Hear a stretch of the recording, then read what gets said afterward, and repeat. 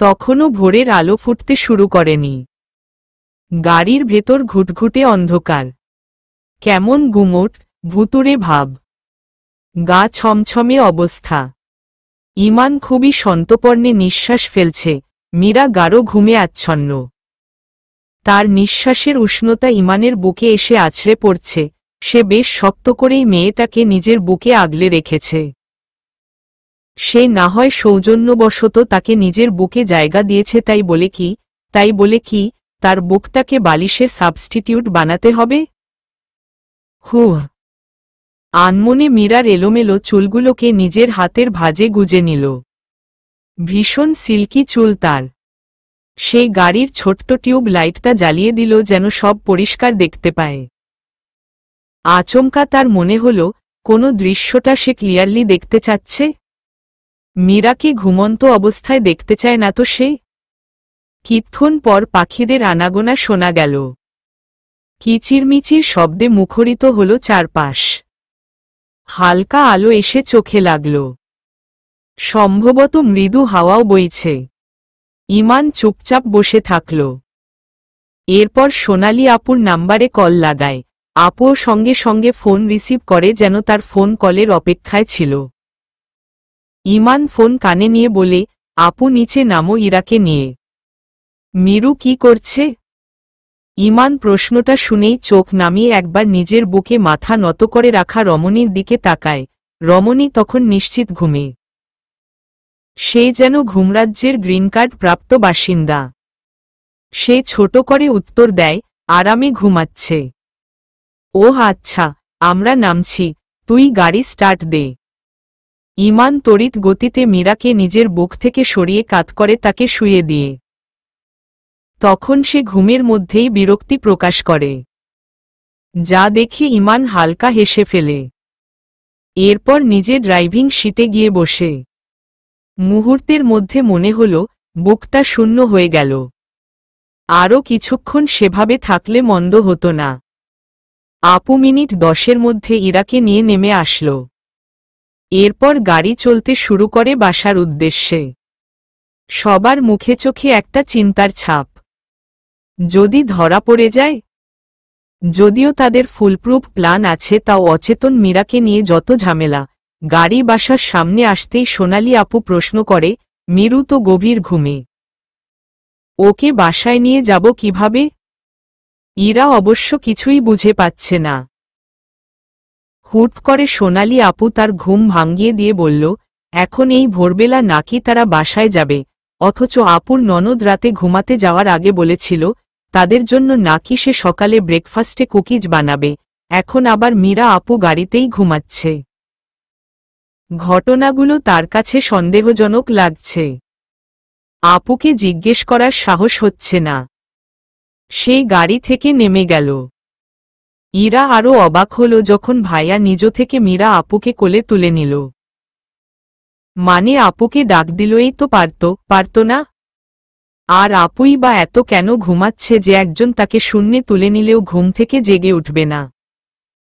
সবকিছু কেমন রহস্যময় লাগছে তার কাছে। মীরার যখন ঘুম ভাঙল, তখন বেলা অনেক। মাথার উপর ফ্যান ঘুরছে, অথচ সে ঘেমে নেই একাকার। ঘুমের মধ্যেই ঘেমে গেছে। উঠে বসতেই সে দারুণ আশ্চর্যজনক দৃশ্য দেখল। এই দৃশ্যকে হ্যালির ধূমকেতুও বলে যেতে পারে। তা হল ইরা পড়তে বসেছে, তাও সোনালি আপুর বিয়ের দিন। উঠে বসার পরপর সে অনুভব করব তার মাথা ব্যথা করছে। সে মনে করার চেষ্টা করল রাতে কি হয়েছিল, পার্টি থেকে বাসায় ফিরল কিভাবে, কিন্তু কিছুই মনে করতে পারল না। তাই বাধ্য হয়ে ইরা ডেকে উঠে সে। ইরা অমনোযোগী হয়ে বইয়ের পাতা উল্টাচ্ছিল। বোনের ডাক শুনেই বই বন্ধ করে দিল। সে চেয়ার ঘুরিয়ে বোনের দিকে ঘুম করে মুখ কালো করে বলে, কি ঘটনা কি রে? আমি তো কিছুই বুঝতে পারছি না। আমরা না পার্টিতে ছিলাম, বাসায় কি করে আসলাম? ইরা ঠোঁট বাঁকিয়ে উত্তর দেয়, ঘুমিয়ে থাকলে জানবে কিভাবে? মীরা ভ্রু কুঁচকে বলে, মানে? ইরা বিরক্ত গলায় বলে, তুমি ঘুমাচ্ছিলে জন্য বেঁচে গেছ, বড় আব্বু জেনে গেছে আমরা ফুপুর বাসায় যাইনি, পরে আমাদের তিনজনকে নাস্তার টেবিলে জেরা করল। ভাগ্যিস ইমান ভাইয়া ছিল জন্য বেশি বকা খায়নি। ভাইয়া বলেছে গাড়ির ইঞ্জিন মাঝপথে বন্ধ হয়ে গেছে জন্য সাহায্যের জন্য সোনালি আপু খুব ভালো এক ফ্রেন্ডেকে কল দিতেই জোর করে বাসায় নিয়ে গেল। ডিনার করিয়ে আর ছাড়ে না। রাতে সেখানেই থেকেছি। ওনার মা খুব রিকোয়েস্ট করছিল থেকে যাবার জন্য। বড় আব্বু অবশ্য বকেনি, কিন্তু মা বকেছে। এই জন্য এখন পড়ছি। মীরা ঠোঁট গোল করে ও বলে। এরপর বলে কিন্তু আমি বাসায় আসলাম কিভাবে? ইমান ভাইয়া তোমাকে কোলে তুলে নিয়ে এসেছে। এত ঘুমাচ্ছিলে তুমি? এই পরিস্থিতিতে একটা মানুষ ঘুমায় কিভাবে? সোনালি আপু যখন ভোরে আমাকে ডাকল, ভয় আমার হাত জমে যাচ্ছিল। ইরার কথায় গুরুত্ব দিল না আর সে আপাতত অন্য চিন্তায় মগ্ন। ছাদের বেশিরভাগ কথাই তার মনে আসছে না। কিন্তু কেন? এই প্রশ্নের উত্তর সে কার কাছ থেকে পাবে? ইমান্য? অসম্ভব। ওই ফাজিলকে সে কোনো দিন কিছু জিজ্ঞেস করবে না। সেই উঠে বসল। নিজের হাতের দিকে তাকায় সে। কি সুন্দর রাঙ্গা রং ধারণ করেছে। দেখলেই মন ভালো হয়ে যাচ্ছে। সে দুহাত নিজের নাকের কাছে এনে মেহেদির ঘ্রাণ নিল। মেহেদির গন্ধটা তার ভালো লাগে। লাল টকটকে দুহাত ভর্তি মেহেদি দেখে তার নিজেকেই বধূ লাগছে। এত গর্জিয়াস করে কেন আর্টিস্ট তাকে মেহেদি পরিয়ে দিল?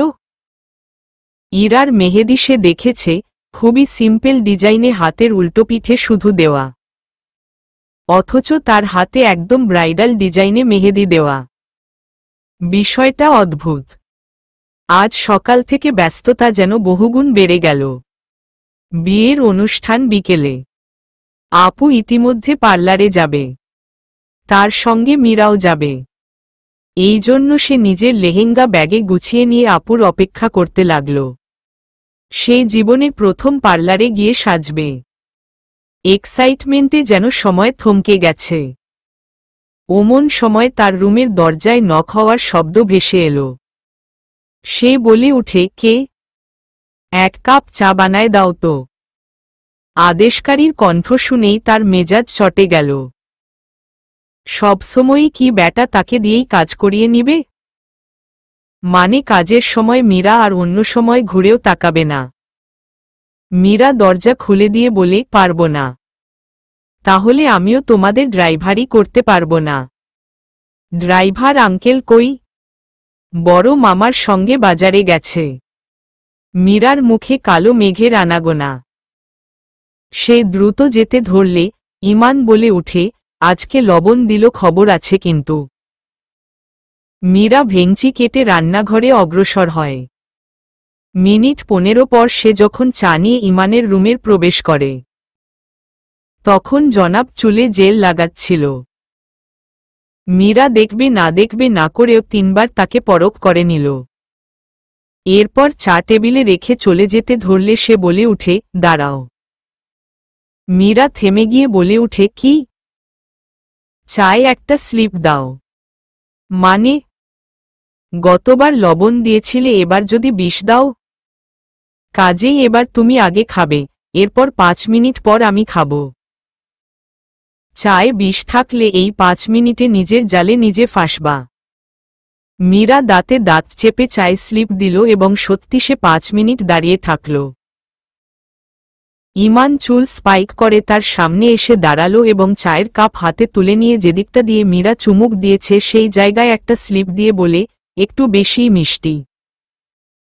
চিনি একদম ঠিক আছে। 2 চামচে মোটেও বেশি মিষ্টি হয় না। ইমান হাসল, কিছু বলল না। এরপর তারা সকলে অনুষ্ঠানে কাজে ব্যস্ত হয়ে যায়। মীরা পার্লারে যায়। সেখান থেকে সোজা আপুর সঙ্গে কনভেনশন হলে সে পৌঁছে যায়। কনভেনশন হলো তখন ফাঁকা, আপুর ফটো সেশন চলছিল। ওমন সময় একটা ফুলবিক্রেতা বাচ্চা এসে তাকে একটা গোলাপ এবং চিরকুট দিয়েই দৌড়ে যায়। মীরা হতভম্ব হল তার কাজে। চিরকুট খুলতেই গোটা গোটা বাংলা অক্ষরে লেখা গোলাপটা কানে গুজে দিল আরও বেশি সুন্দর লাগবে। মীরার ঠোঁটে হাসির রেখা ফুটে ওঠে। কে হতে পারে এই ব্যক্তি? সে খোলা চুলের ভাঁজে গোলাপ গুজে দিল। তখনই আরেকটা বাচ্চা এসে আরেকটা চিরকুট দিয়েই ছুট লাগায়। সে পুনরায় অবাক হয়ে অতি আগ্রহ নিয়ে চিরকুটের ভাঁজ খুলে সেখানে বাংলা অক্ষরে লেখা গলার ডান পাশের আদুরে তিল জোড়া যেন আর কেউ না দেখে। ইতি তোমার সিক্রেট লাভার। সিক্রেট লাভারটা কে? তাকে খুঁজতে গিয়ে মীরা একদম ডিটেকটিভ শার্লক হোমস হয়ে গেল। তবুও দ্য গ্রেট লাভার কে হতে পারে তার বিন্দুমাত্র হিন্টস পাওয়া গেল না। কনভেনশন হলে ইনভাইটেশন পাওয়া ব্যক্তিবর্গের মধ্যেই নিশ্চয়ই লাভার বয় লুকিয়ে আছে। বলতে গেলে এই অনুষ্ঠানে আপাতত কোনো ছেলেই আসেনি। সে আর সোনালী আপুসহ পথখানে আরও 3 জন আছে, যারা সন্দেহের তালিয়ায় পড়ে না। সে একজন ওয়েটারকে গিয়ে জিজ্ঞাসাবাদ করে। সে বলে উঠে, এই যে মামা, এই হলে কোনো ছেলে এসেছে কি? মানে এন্ট্রি গেট দিয়ে কোনো ছেলে ঢুকেছে? উনি মনে করার চেষ্টা করলেন, এরপর বলে উঠে, না আপা, কাউকে তো দেখলাম না। মীরা আচ্ছা বলে পাশ কাটিয়ে চলে গেল। ওয়াটার যেই না নিজ কাছে মন দিবে অমনি তার খেয়াল আসলো ইমান ভাই একটু আগেই বেরিয়ে গেছে। উনি বিকেলেই এসে হলের ডেকোরেশন চেক করে গেছেন, কিন্তু এটা আর আপাকে বলা হলো না। বিয়ের অনুষ্ঠান জমজমাট হল। অনুষ্ঠানে গেস্টও এসেছেন অনেক। পরিবারের সবাই গেস্টদের সাথে কথা বলায় ব্যস্ত। মীরার কলেজের ফ্রেন্ড এসেছে, সেও ব্যস্ত তাদের সঙ্গে মজা করাই। খাওয়া দাওয়ার সময় মীরা তার ফ্রেন্ডদের সঙ্গে বসল। উদ্দেশ্য একসঙ্গে মজা করা এবং ফ্রেন্ডদের যেন একা একা বোর ফিল না লাগে। ইমান আবার সোনালী আপুর ভাইয়ের দায়িত্ব পালন করছে। প্রতি ব্যাচের প্রতি টেবিলে টেবিলে গিয়ে গিয়ে দেখছে ঠিকমতো সব দেওয়া হচ্ছে কিনা, গেস্টরা খেতে পারছে কিনা। মীরা যেই টেবিলে বসেছে তার সামনে গিয়েই সে দাঁড়াল। আর চোখে দুজনের মধ্যে দৃষ্টি বিনিময় ঘটে। মীরা ইশারায় ইশারায় তাকে ভেঙচি কেটে এখান থেকে সরে যেতে ইঙ্গিত দেয়। সে বুঝেও এমন একটা ভান ধরে যেন কিছুই বুঝেনি। অতঃপর এগিয়ে আসে আরও কয়েক কদম। তারপর আগ বাড়িয়ে বলে উঠে, হ্যালো সুন্দরী আপুরা, তোমরা সবাই কেমন আছো? মীরার বান্ধবী লামিয়ে বলে উঠে, ভালো আছি। তুমি কেমন আছো? প্রশ্নটা শুনে মীরা হা হয়ে যায়। প্রথম কথোপকথনেই ডিরেক্ট তুমি। ইমান মুচকি হেসে বলল, তোমাকে দেখার পরও কি খারাপ থাকা সম্ভব? লামিয়া হাসল, ইমানও হাসে। তাদের হাসি দেখে মীরার মেজাজ খারাপ হতে লাগে। সে জগ উঠালো অথচ পানি গ্লাসে ঢালল না। এরপর শব্দ করে কাচের জগটা টেবিলে রেখে নিজের উপস্থিতি জানান দিল। ইমান বলে উঠে, তোমাদের কোনো সমস্যা হলে জাস্ট একবার আমাকে মনে করবে। মীরা মনে মনে বলে, সমস্যার ভাণ্ডার নাকি সমস্যার সমাধান করবে? কই তার নিজের কত শত সমস্যা, একবারও তো জনাব জিজ্ঞেস অবধি করে না, মীরা তোমার সব ঠিকঠাক? কোনো অসুবিধা নেই তো? বরং যেন আরও বুদ্ধি আটে কিভাবে তাকে ফাঁসাবে, কোনো ঝামেলায় ফেলানো যায়। আচমকা তার খাবারের প্লেট থেকে ইমান জালি কাবাবের পিস নিজের হাতে তুলে নিয়ে ব্যস্ত ভঙ্গিতে চলে গেল। এমন না যে কাবাব নিয়ে যাওয়ায় মীরার সমস্যা, এত ছোট মন নয় তার। বরং সে অবাক এই জন্য যে ইমানের সামনেই সে কাবাবে একটা কামড় বসিয়েছে। সেই আধ খাওয়া কাবাব কেন সে খাবে? বাটিতেই তো নতুন দুদু কাবাব এখনো আছেই। সে সঙ্গে সঙ্গে ইমানকে ফোন দিল। আজকে সকালে কেন যেন সোনালী আপুর কাছ থেকে পার্লারে যাওয়ার টাইমে তার নাম্বার নিয়েছে। কেন যেন নাম্বার নেওয়ার সময় তার বড্ড লজ্জা লাগছিল। সোনালী আপু তো মুখ ফসকে বলেই দিল, তুই যেমন লজ্জা পাচ্ছিস সামান্য ফোন নাম্বার পেতে, টাঙ্কি কেমনে মারবি? মীরা আরও লজ্জা পেয়ে বলে, উফ আপু, আমি মোটেও টাঙ্কি মারব না। হুহ। সোনালি আপু হোহো করে হেসেছিল শুধু। অতীতের চিন্তা থেকে বেরিয়ে এসে মীরা তাকে কল দিল। বলার ইচ্ছা ছিল, আপনি কেন আধখাওয়া কাবাব নিবেন?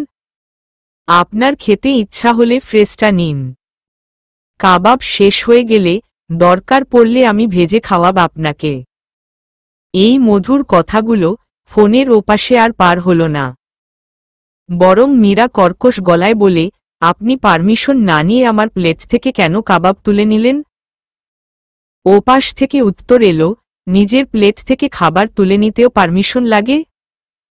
মীরা বিরক্ত হয়ে বলে, এটা মোটেও আপনার প্লেট না। ও সরি, আমি ভেবেছিলাম ওইটা আমারই প্লেট। মীরা বিরক্তিতে চবর্ণ উচ্চারণ করে ফোন কেটে দিল। সঙ্গে সঙ্গে সে মাথায় একটা ভাবনা আসলো, ইমান একবার জিজ্ঞেস কেন করল না ফোনের অপর প্রান্তে কে? ইমান কি আগে থেকেই তার নাম্বার নিজের ফোনে সেভ করে রেখেছে? এই ছেলের সঙ্গে কথা বলা মানে নিজের পায়ে কুড়াল মারা। কি জন্য সে এই ছেলেটাকে ভালোবাসল? সৃষ্টিকর্তার কাছে সে মনে প্রাণে দোয়া করছে যেন তার ভালোবাসা দিনকে দিন কমে যায়, কিন্তু না, উল্টা আরও বাড়ছে। এই যে ও তার আধখাওয়া কাবাবটা মনের ভুলে খেয়ে নিল, তার কি যে ভালো লাগছে। নিজেকে স্পেশাল লাগছে। সিনেমায় দেখায় না, এক আইসক্রিম দুইজনে মিলে খায়। তারাও একই কাবাব দুজনে মিলে খেল। তাকে চিন্তার রাজ্য থেকে বেরিয়ে আনল তার ফ্রেন্ড লামিয়া। সে খেতে খেতে বলে উঠে, মিরু, তোর কাজিনটা সেই হ্যান্ডসাম রে, উফফ পোলা না তো যেন আগুনের দলা। আমার সঙ্গে সেটিং করাই দে না দোষ। তারপর বিয়ে করে সোজা নিউ ইয়র্ক যাব। মীরা মনে মনে ক্ষুব্ধ হল, তার বান্ধবী কত বড় লুচু মেয়ে। সে ঝাড়ি মেরে উঠে বলে, খবরদার ওনার দিকে তাকাবি না। লামিয়া চোখ গোল গোল করে বলে, কেন রে? তোর উনি কি আমাদের দুলাভাই যে প্রেম করা যাবে না? মীরা লামিয়ার চুল টেনে বলে, খুব শখ না ওনার সঙ্গে প্রেম করার? বেয়াদব মেয়ে। লামিয়া রেগে যাওয়ার পরিবর্তে হাসল। সে জানে মীরার যখন রাগ উঠে তখন সে অন্যের চুল ধরে টানে। সেই ছোট্টকাল থেকে মীরার ফ্রেন্ড হওয়ায় কতবার যে মীরার চুল টানার শিকার হল সে হাসতে হাসতে বলে, উনি সেই বাদর যার উপর ক্রাশ খেয়ে আপনি রাত একটায় বিছানায় গড়াগড়ি খেয়ে আমাকে ফোন দিয়েছিলেন? মীরা তাকে সতর্ক করে বলে, আসতে বল। শুনে ফেললে? তোকে বাদরের সঙ্গে মানায় খুব। বাদর ভাই শুনে ফেললে তো দারুণ হয়, একদিনে দুই বোনের বিয়ে ডান। মীরা লামিয়ার হাত ধরে ফেলে বলে, চুপ কর তো তুই। তোরা সবসময় আমার সঙ্গে মজা নিস, আর ওনাকে বাদর বলবি না। উনি কি বাদর নাকি? তুইই ডাকি সেই নামে। সে ঠোঁট উল্টিয়ে বলে, আমি ডাকলে সমস্যা নাই। লামিয়া আরেক দফা হেসে ফেলল। সোনালি আপুর বিয়ের অনুষ্ঠান প্রায় শেষ হতে লাগল। আর কিছুক্ষণ পর বিদায়। মীরা স্টেজের সামনের সোফায় বসে মাত্র ফোন হাতে নিয়েছে, এমনই সময় সে দেখল দাদি ইমানের হাত ধরে এদিকে হেঁটে আসছে। সে আমলে নিল না, কারণ বেশিরভাগ সময় দেখা যায় দাদি ওর প্রতি অতিরিক্ত আদিক্ষেতা দেখায়। সে ফোনের স্ক্রিনে মনোযোগ দিতেই দেখল দাদি তার সামনে এসে থামল। মীরা দ্রুত ফোন সরিয়ে রাখল এবং মুখ তুলে তাকাল। তার সামনে ইমান দাঁড়িয়ে আছে, তার হাতে দাদির পানের বাটা। এই জিনিসটা ছেলেটার মীরার খুব ভালো লাগে, যে সে বড়দের প্রচুর সম্মান করবে, কেয়ার করে। মীরা তাকে শত্রু ভাবলেও প্রশংসা না করে না পারে। যে ব্যক্তি নিজের শত্রুর গুণগুলোকে স্বীকার করে, বুঝে নিতে হবে সে চরিত্রবান। দাদি হাসিমুখে বলে, এই মীরা দাঁড়াতো একটু। সে ভ্যাবাচেকা খেয়ে বলে, আমি? ইমান ঠোঁটের কোনো হাসি ফুটিয়ে বলে, আর কারো নাম কি মীরা? সে তৎক্ষণাৎ দাঁড়িয়ে পড়ে। দাদি তার হাত ধরে টেনে এনে তাকে তার আর ইমানের মাঝে দাঁড় করিয়ে দিয়ে তার কপালে একটা চুমু দিয়ে বলে, অনেক বড় হ। দাদির আদর মীরা অনেক দিন পর এভাবে পেল। দাদি অসুস্থ হওয়ার পর কেমন গুটিয়ে ফেলেছেন নিজেকে। তখনই পাশে তার বাবা মা আর বড় আব্বু এসে ভিড় জমালো। দাদি হুট করে তার ডান হাতটা ধরে একটা আংটি পরিয়ে দিল, সোনার আংটি, এবং তার হাতটা ইমানের হাতে তুলে দিল। সঙ্গে সঙ্গে মীরার গা বেয়ে যেন বিদ্যুৎ বয়ে গেল। সে আঁতকে উঠে। ঘটনার কিছুই তার বোধগম্য হচ্ছে না। সবটা পাখির মতো মাথার উপর দিয়ে যাচ্ছে। মায়ের দিকে দৃষ্টি নিবন্ধ করলে সে দেখল মা হাসি মুখে দাঁড়িয়ে আছে, এমনকি বড় আব্বুও মুচকি হাসলেন। তবে বাবার মুখ গোমরা। ইমানের হাতে পান বাটার চুন লেপটে ছিল। সেই চুন তার হাতে লেগে একদম ঘেটে গেল। সে 3 বার চেষ্টা করল নিজের হাতটা তার হাতের মুষ্টি থেকে সরিয়ে নেওয়ার, কিন্তু ব্যর্থ হচ্ছে। সে অনেক শক্ত করে ধরেছে তাকে, যেন মীরা ছাড়া পেলেই দৌড়ে পালিয়ে যাবে। সে ফিসফিস করে বলে, আমার হাত ছাড়ুন। সেও ফিসফিস করে বলে, ছেড়ে দিব বলে ধরিনি, ধরে রাখার জন্য ধরেছি। আর একবার ধরে রাখার জন্য ধরলে ছেড়ে দেওয়া বারং। কি হচ্ছে এখানে? তোমার কথা মতো তোমার বাবা মা, বড় আব্বুর পারমিশন নিয়ে তোমাকে কফি ডেটে নিয়ে যাওয়ার ব্যবস্থা করছি। কফি ডেট শুনেই মীরার মুখ হা হয়ে যায়। সে চমচমের মতো চোখ গোল করে তাকায় ইমানের দিকে। ইমান হাসিমুখ করে সামনে তাকিয়ে আছে। কোনো ফাঁকে যে ফটোগ্রাফার এসে তাদের ছবি তুলে ফেলল সে খেয়ালও করেনি। একটা সময় পর কাজের জন্য ইমান তার ছেড়ে দিয়ে চলে যায়। আপুর বিদায়ের সময় মনে হয় আপুর চেয়ে বেশি মীরাই কাঁদল। কাঁদতে কাঁদতে হিচকি তোলার মতো অবস্থা।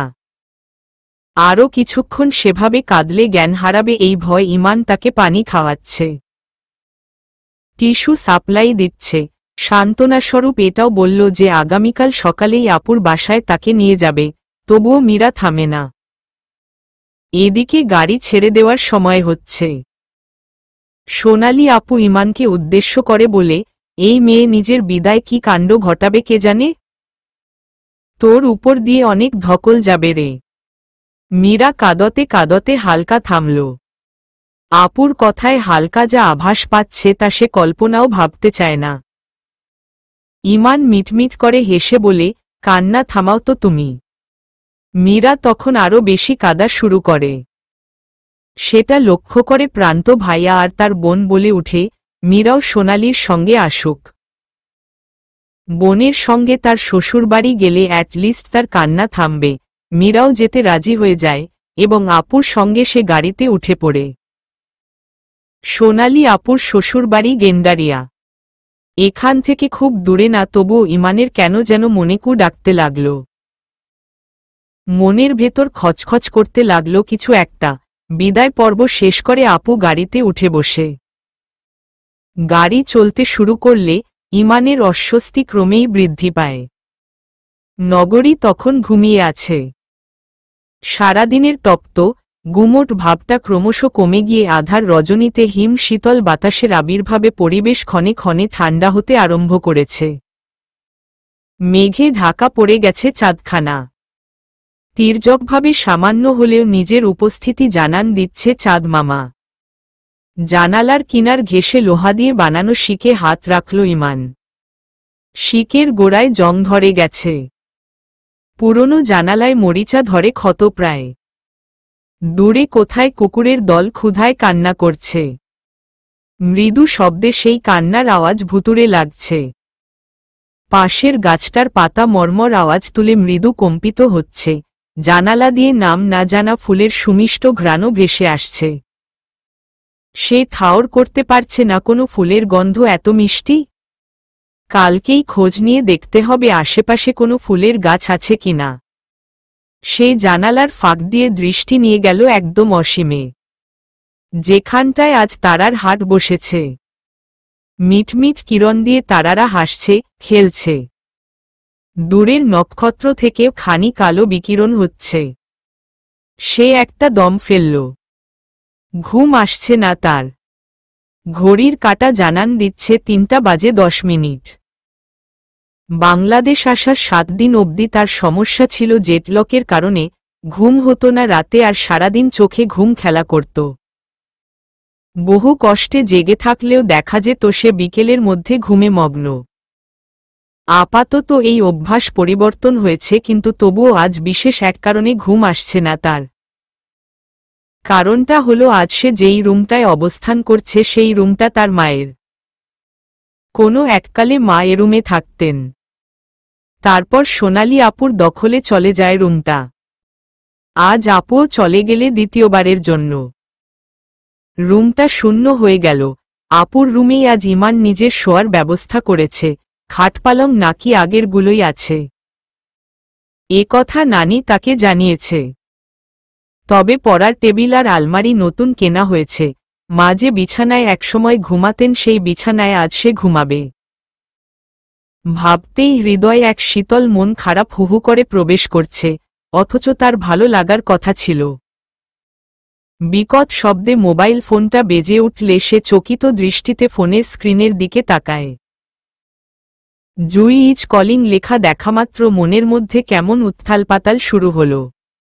জুই কেন কল করছে তাকে, তাও এত রাতে? অবশ্য সেখানে এখন রাত নয়। ইমান ফোন হাতে নিলেও রিসিভ করল না, সাইলেন্ট করে রাখল। ফোন কেটে গিয়ে আবারও রিং বাজল। সে নির্বিকার চিত্তে জানালা গলে মৃদু চাঁদের আলো দেখায় ব্যস্ত। কি ভীষণ সুন্দর লাগছে জংধরা সেই লোহায় জানালাটা। মায়ের স্পর্শ রাখা সবকিছুই কি সন্তানের কাছে শ্রেষ্ঠ? এই শিকগুলোই মায়ের পরশ আছে। নানি তো বলেছেন, মা নাকি রোজ শিক ধরে দাঁড়িয়ে ওই দূরের রাস্তা দেখত। কি দেখত তা কেউ জানে না, কিন্তু মিনিটের পর মিনিট তার অতিবাহিত হতো এই জানালার ধারে। মা নাকি প্রকৃতিপ্রেমী খুব। মেসেজের টোন কানে আসল। পুনরায় সে ফোন হাতে নিল। জলজল করে কৃত্রিম আলো তার চোখে এসে ধাক্কা খেল। মেসেজে লেখা call me back as soon as possible. Iman অগত্যা কল লাগায় 7 সমুদ্র 13 নদী দূরের দেশ আমেরিকায়। মুহূর্তেই ফোন রিসিভ হল। মিহি কণ্ঠে আমেরিকান অ্যাকসেন্ট নিয়ে সে বলে উঠে, হাই। হ্যালো। কোনো দরকার? মেয়েটা ফোনের ওপাশ থেকে আহ্লাদী কণ্ঠে বলে, আমার কি শুধু দরকারেই ফোন দেওয়ার অনুমতি আছে? সে হালকা হেসে বলে, ঠিক তা না, কিন্তু মেসেজটা এমনই ছিল যে দরকার আছে। আমি বলেছিলাম দ্রুত কল দাও। এর অর্থই তো জরুরি কিছু। মেয়েটা ওপাশ থেকে চমৎকার শব্দে হাসল। এরপর বলে উঠে, ওই বাক্যের আরও অনেক মানে আছে মিস্টার খান। ইমান বুদ্ধি খাটিয়েও ধরতে পারল না ওই বাক্যটা আর কি কি অল্টারনেটিভ অর্থ বহন করতে পারে। কিন্তু অসফল হল সে। জুই বলে উঠে, তুমি বাসায় নাকি একবারও কল দাওনি? এমন কি পৌঁছেও কল দাওনি? আঙ্কেল জয়ী জরিড ফর ইউ। চিন্তায় আছেন। আজকে মিট হলো ওনার সঙ্গে। আমাকে ব্যাপারটা জানালো। So I called you. Iman হালকা হাসল। সে ভান্নাতেই আনেনি যে কাউকে জানাতে হবে সে ঠিকভাবে বাংলাদেশ পৌঁছে গেছে। তাকে নিয়ে চিন্তা করার কেউ নেই এটা সে খুব ভালো করেই জানে। তবুও বলে উঠে, আচ্ছা কল দিব। এনিওয়ে, ওদিকে সব ঠিক? জুই রিনরিনে আওয়াজে বলে, honestly I am missing you. সে যেন হোঁচট খেল। মিস ইউ শব্দটা তার বিরক্ত লাগে খুব। আজ অবধি কাউকে এ দুটো শব্দ সে উচ্চারণ করে শোনায়নি। ইমান নিশ্চুপ রইল। সে বলে উঠে, কাজের চাপ খুব, আমার মনে হয় তোমাকে দ্রুত নিউ ইয়র্ক ফিরে আসতে হবে। তোমাকে ছাড়া কাজ আগাচ্ছে না। ওখানে কোনো সমস্যা হয়েছে কি? 5 জন ওয়াকার ছাঁটাই করা হয়েছে। নিউ ডিল সাইন করা হয়েছে কিন্তু প্রজেক্টের কাজ আগাচ্ছে না। আটকা পড়ে যাচ্ছে। আগামী আসেই প্রজেক্ট লঞ্চ করতে হবে। তোমাকে বুঝি দ্রুত ফিরে আসতে হবে। দেখি, তোমার কাজিনের বিয়ে কেমন হলো? ইমান এবারে কিছু বলার মতো শব্দ খুঁজে পেল নিজ শব্দভাণ্ডার থেকে। সে স্নান হেসে বলে, খুব ভালো। আজকেই আপুর বিয়ে হল। অনুষ্ঠান শেষ তাহলে? বলতে গেলে হ্যাঁ, মেইন প্রোগ্রাম শেষ। তবে ফিরানি বাকি আছে। ফিরানি কি জিনিস?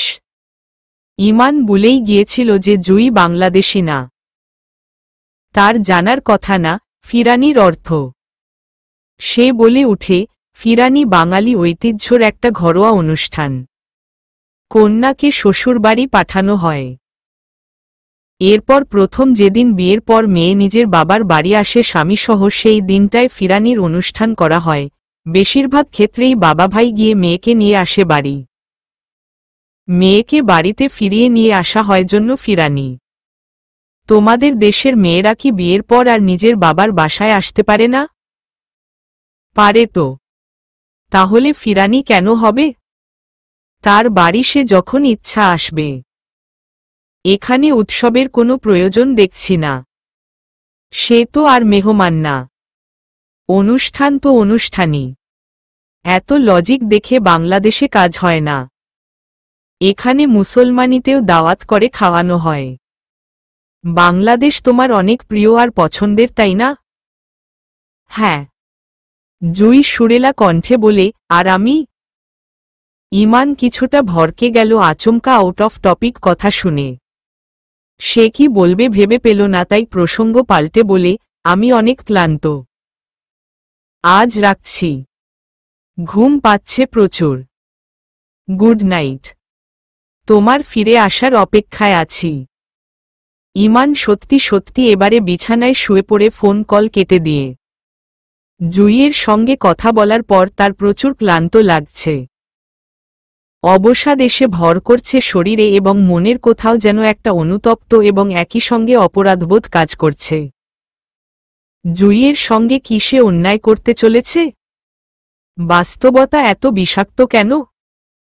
সবকিছুই মুহূর্তের মধ্যে অসহ্য লাগতে শুরু করল। প্রচণ্ড মাথা ব্যথা অনুভব করতে লাগল সে।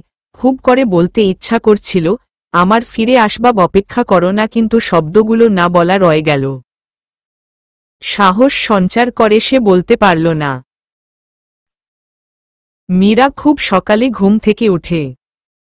আপুর শ্বশুরবাড়িতে তার ঘুম ভালো হয়েছে। এক ঘুমে রাত পার। সে একটা হাই তুলে বাথরুমে গেল। এরপর রুমের বাইরে পা রাখতেই দেখা মিলা রাকিবের। সে রাকিবকে দেখে সামান্য হাসল। রাকিবও বিনিময়ে হাসি দিল এবং বলল, তুমি যে এত কাঁদতে পার এটা চোখে না দেখলে বিশ্বাসই করতাম না। মীরা সামান্য লজ্জা পেল। সে আমতা করে বলে, আপুর জন্য কষ্ট লাগছিল। রাকিব আচমকা ছুটে গিয়ে তার জন্য এক কাপ চা এনে বলে, বেড টি। চা হাতে নেওয়ার সাথে সাথে মীরা চায়ের তরল অংশে ইমানের প্রতিচ্ছবি দেখতে পায়।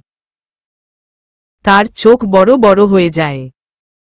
মাথাটাই গেছে নিজের। যেখানে সে নেই সেইখানেও আজকাল তাকে দেখা শুরু করে দিয়েছে।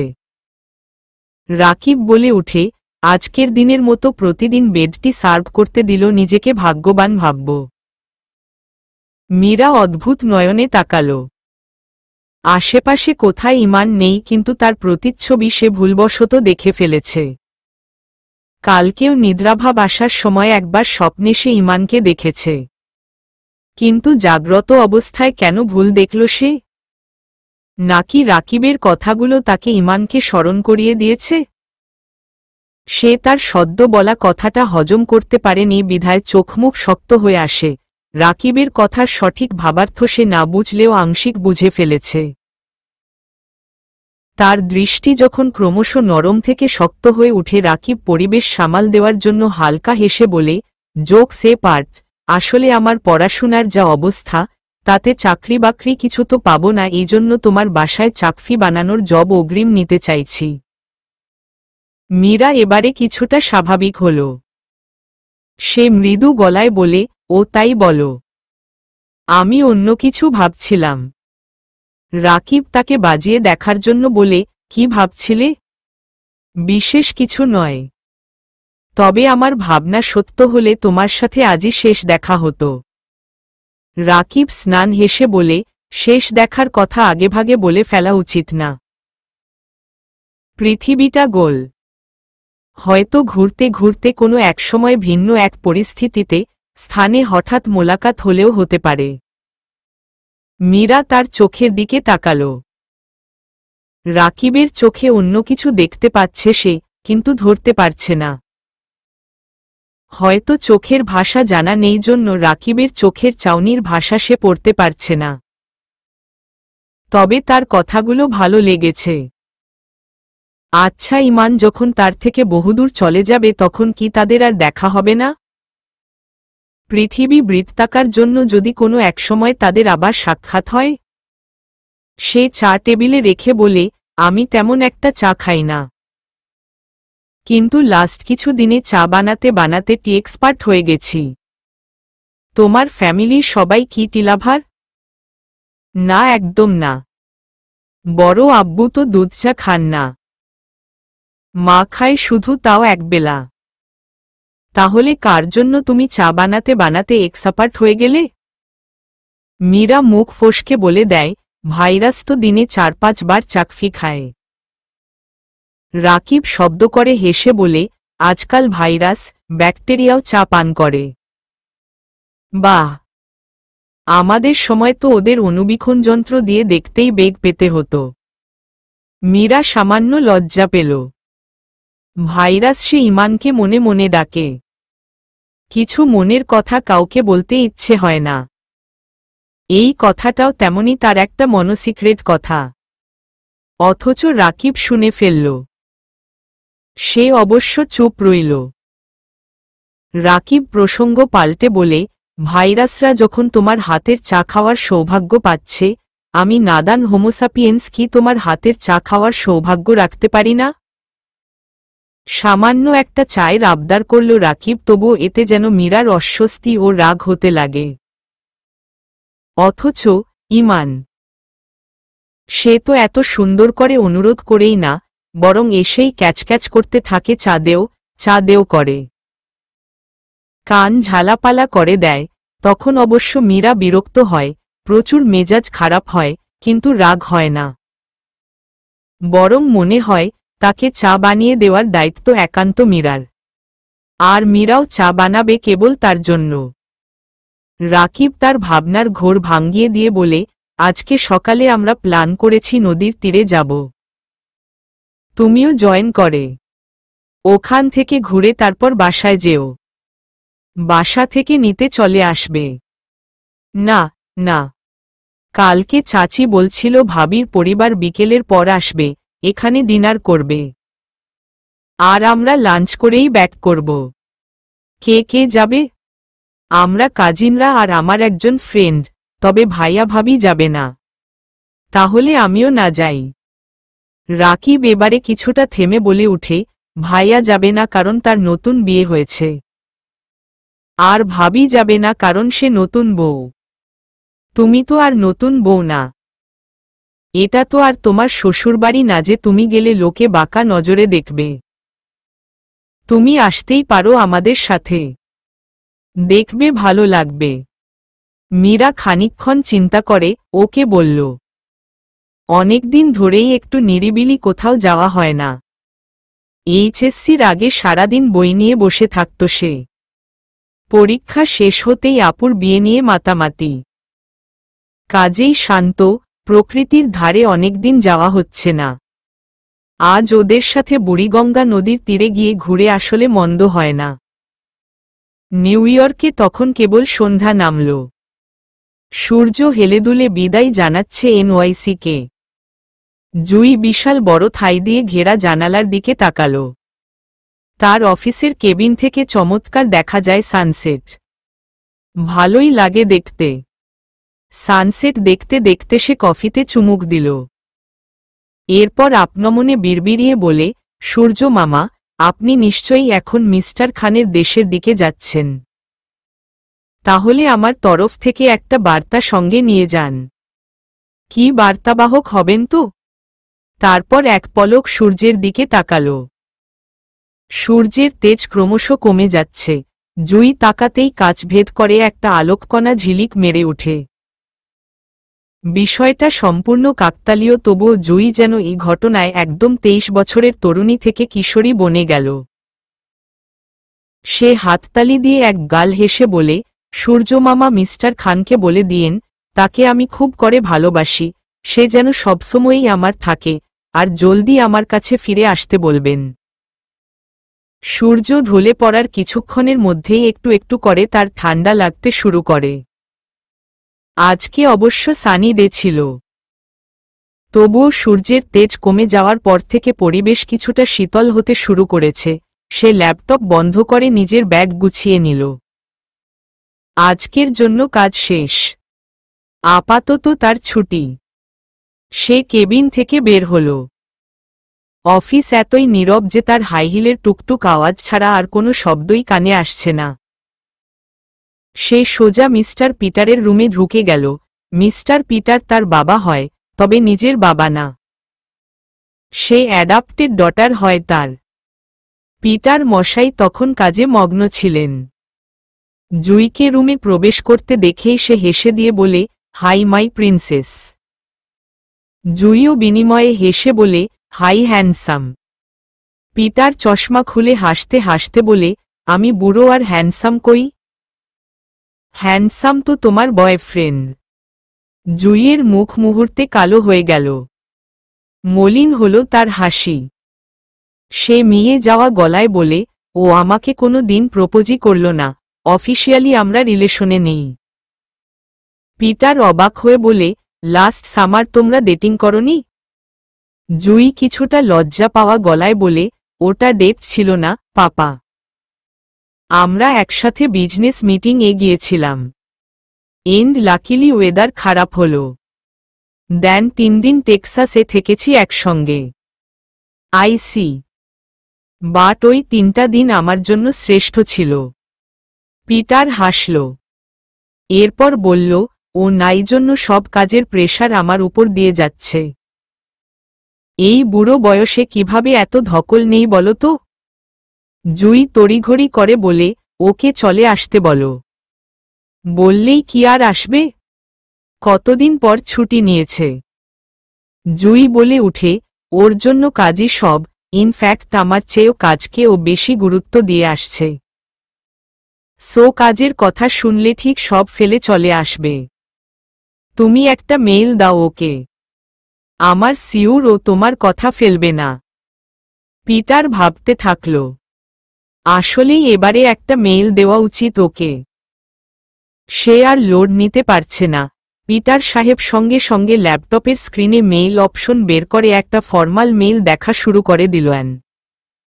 এবং সঙ্গে সঙ্গে সেটা পাঠিয়ে দিলেন।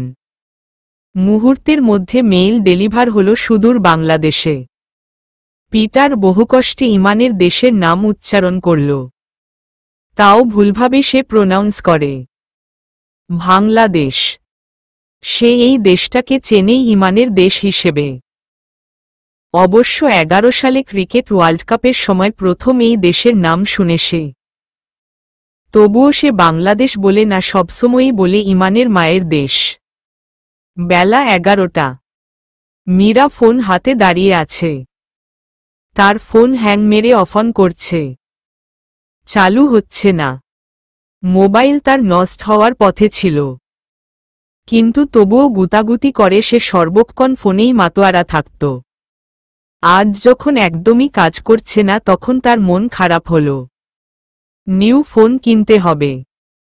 ভার্সিটি উঠলেই সে নতুন মোবাইল নিবে। মোবাইলটা ব্যাগে ঢুকিয়ে সে সোনালি আপুর কাছ থেকে পারমিশন নিল বুড়িগঙ্গার তীরে যাওয়ার জন্য। আপু অবশ্য তাকে মানা করল না।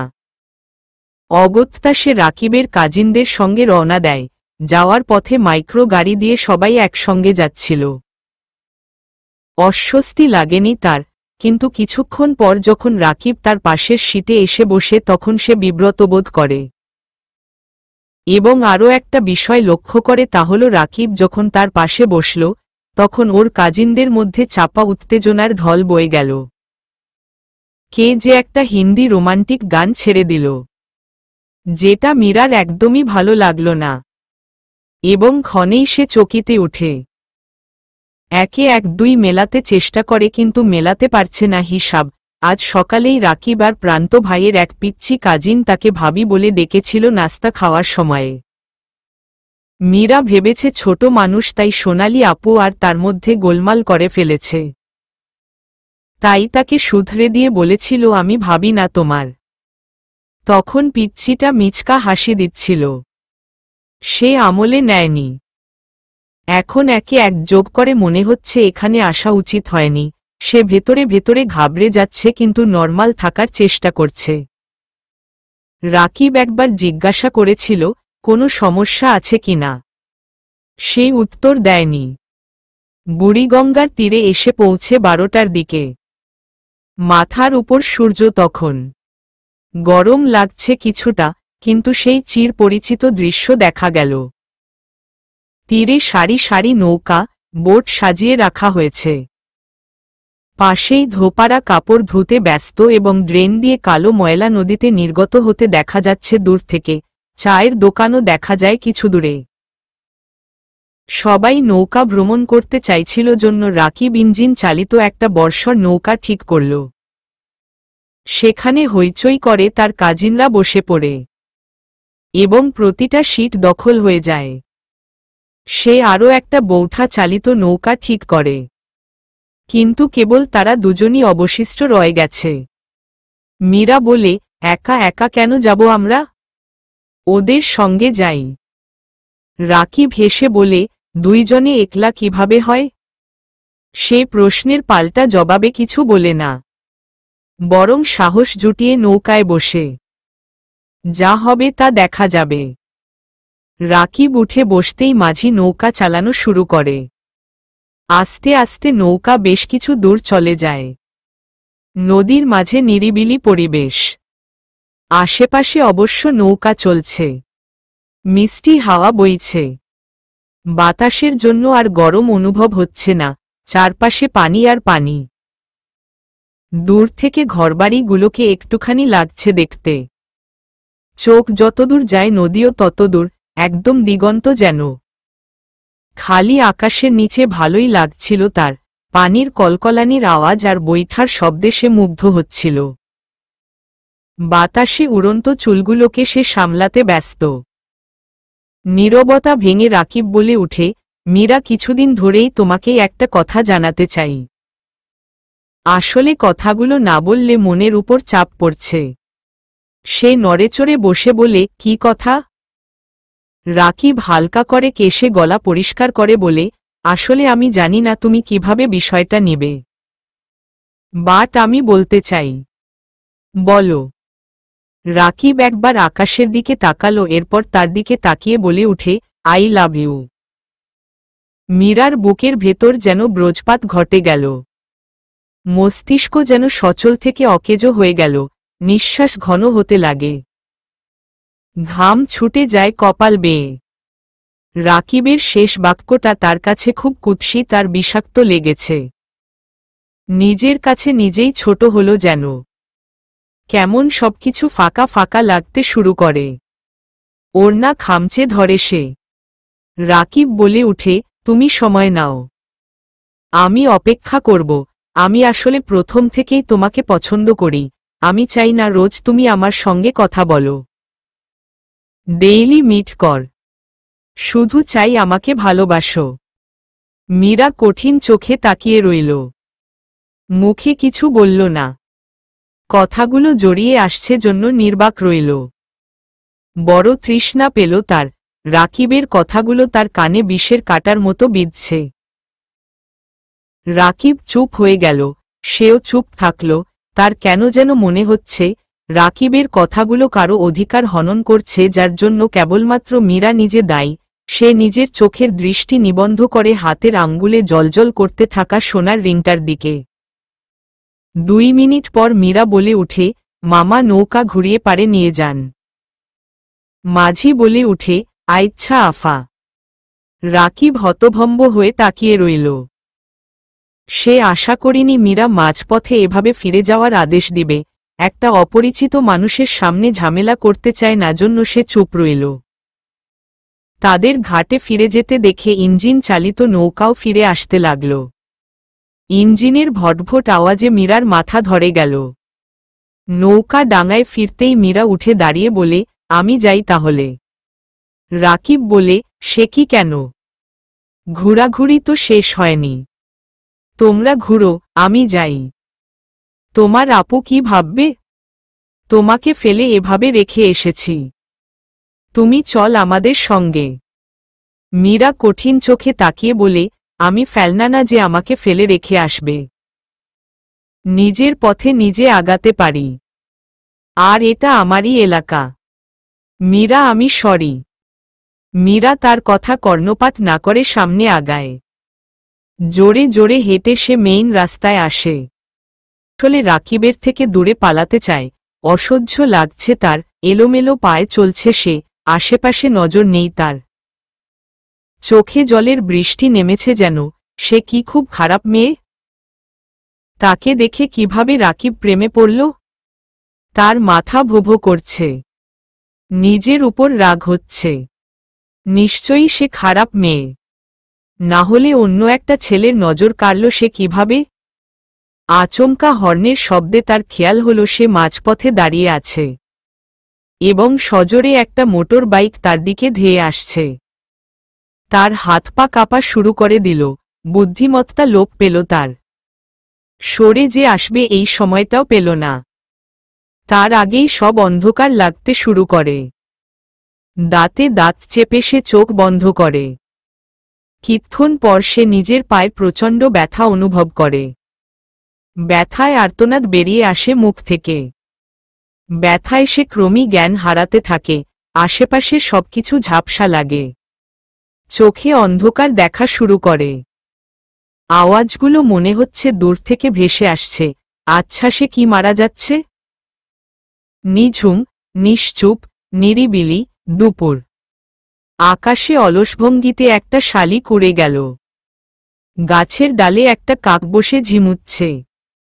পুরান ঢাকার গিঞ্জি রাস্তায় মানুষের যাতায়াত চলছে। প্রত্যেকেই ব্যস্ত। সবার মধ্যে দ্রুত বেগে যাওয়ার তাড়া আছে। কে কার আগে যেতে পারে সেই প্রতিযোগিতা চলছে। অবশ্য ইমান পকেটে হাত গুজে হাঁটছে, তার মধ্যে কোনো তাড়া ভাব নেই। সারাটা সকাল সে পড়ে পড়ে ঘুমাচ্ছিল। বেলা 11টায় উঠে নাস্তা খেয়ে চায়ের জন্য উসখুস করছিল। কাকে বলবে চা বানিয়ে দেওয়ার কথা? মীরা তো নেই। তার অনুপস্থিত বারবার তাকে বিষণ্ণ করে তুলছিল। অগত্যা চা খাওয়ার জন্যই সে বেরিয়ে পড়ে বাসা থেকে। এমনিতে বাসায় তার কোনো কাজ নেই। অন্যান্য দিন সোনালি আপুর সঙ্গে গল্প করে দিব্যি কাটত। আজ বড় একা লাগছিল নিজেকে, সে দম ফেলে সামনের দোকানে চায়ের অর্ডার দিল। ছোট দোকানটা তাদের বাসা থেকে একদম নিকটে। বারান্দা দিয়ে দোকানটা দেখা যায়। রাত 12টা-1টা অবধি এই দোকান চালু থাকে। মাঝে মাঝে বারান্দা থেকে সে দোকানের ভিতরে ঘটা কাজকর্ম পর্যবেক্ষণ করে। চা পরিবেশন করা হলো একটা ওয়ান টাইম কাপে। সে চায়ে চুমুক দিল এবং আশপাশে চোখ বুলাতে থাকে। আচমকা চোখে পড়ল খুব ছোট একতলা একটা বাসা, বাসার সামনে কিছু জায়গা ফাঁকা। সেখানে একটা গাছ রয়েছে। গাছে ছোট ছোট ফুল ফুটে আছে।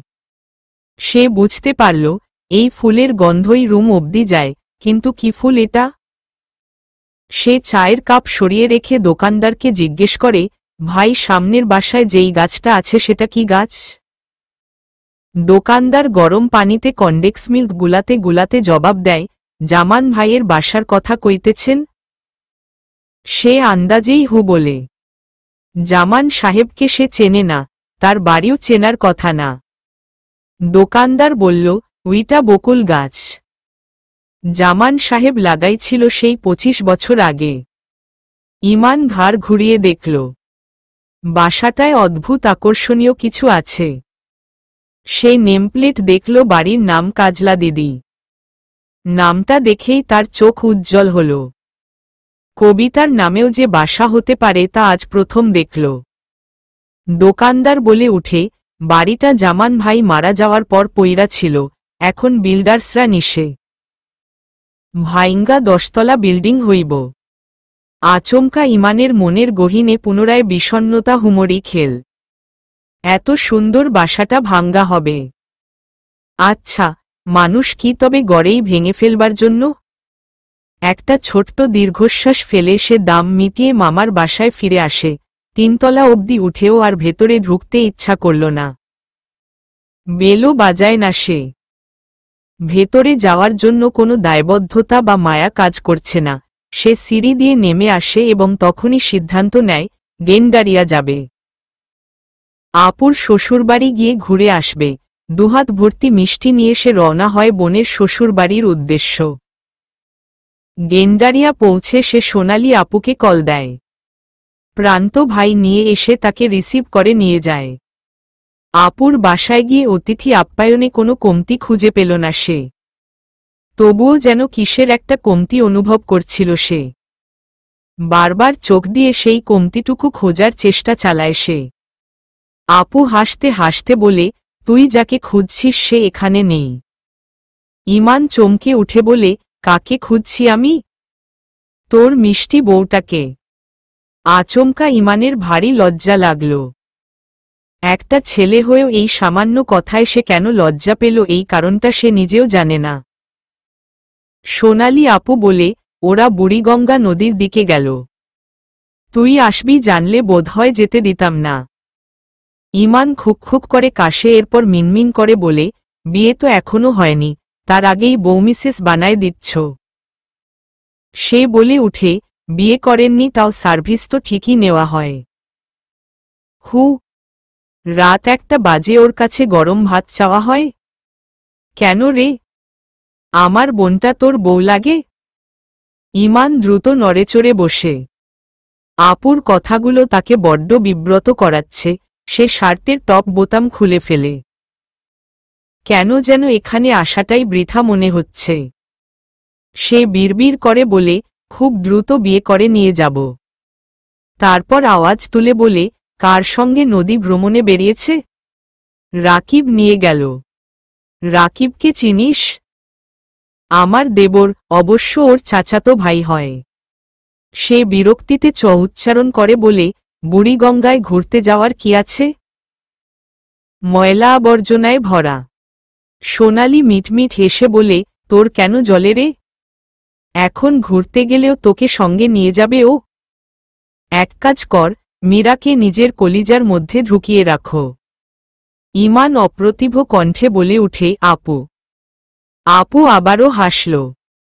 এরপর বলে, আয় খেতে আয়। খাবো না এখন। আমার শ্বশুরবাড়ি প্রথম আসলি, না খেয়ে যেতে দিব কি না?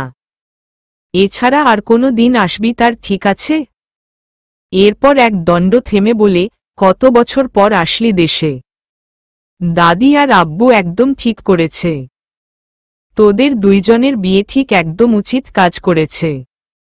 বউয়ের জন্য হলেও চালো চালাইয়া দেশে আসবি এবার।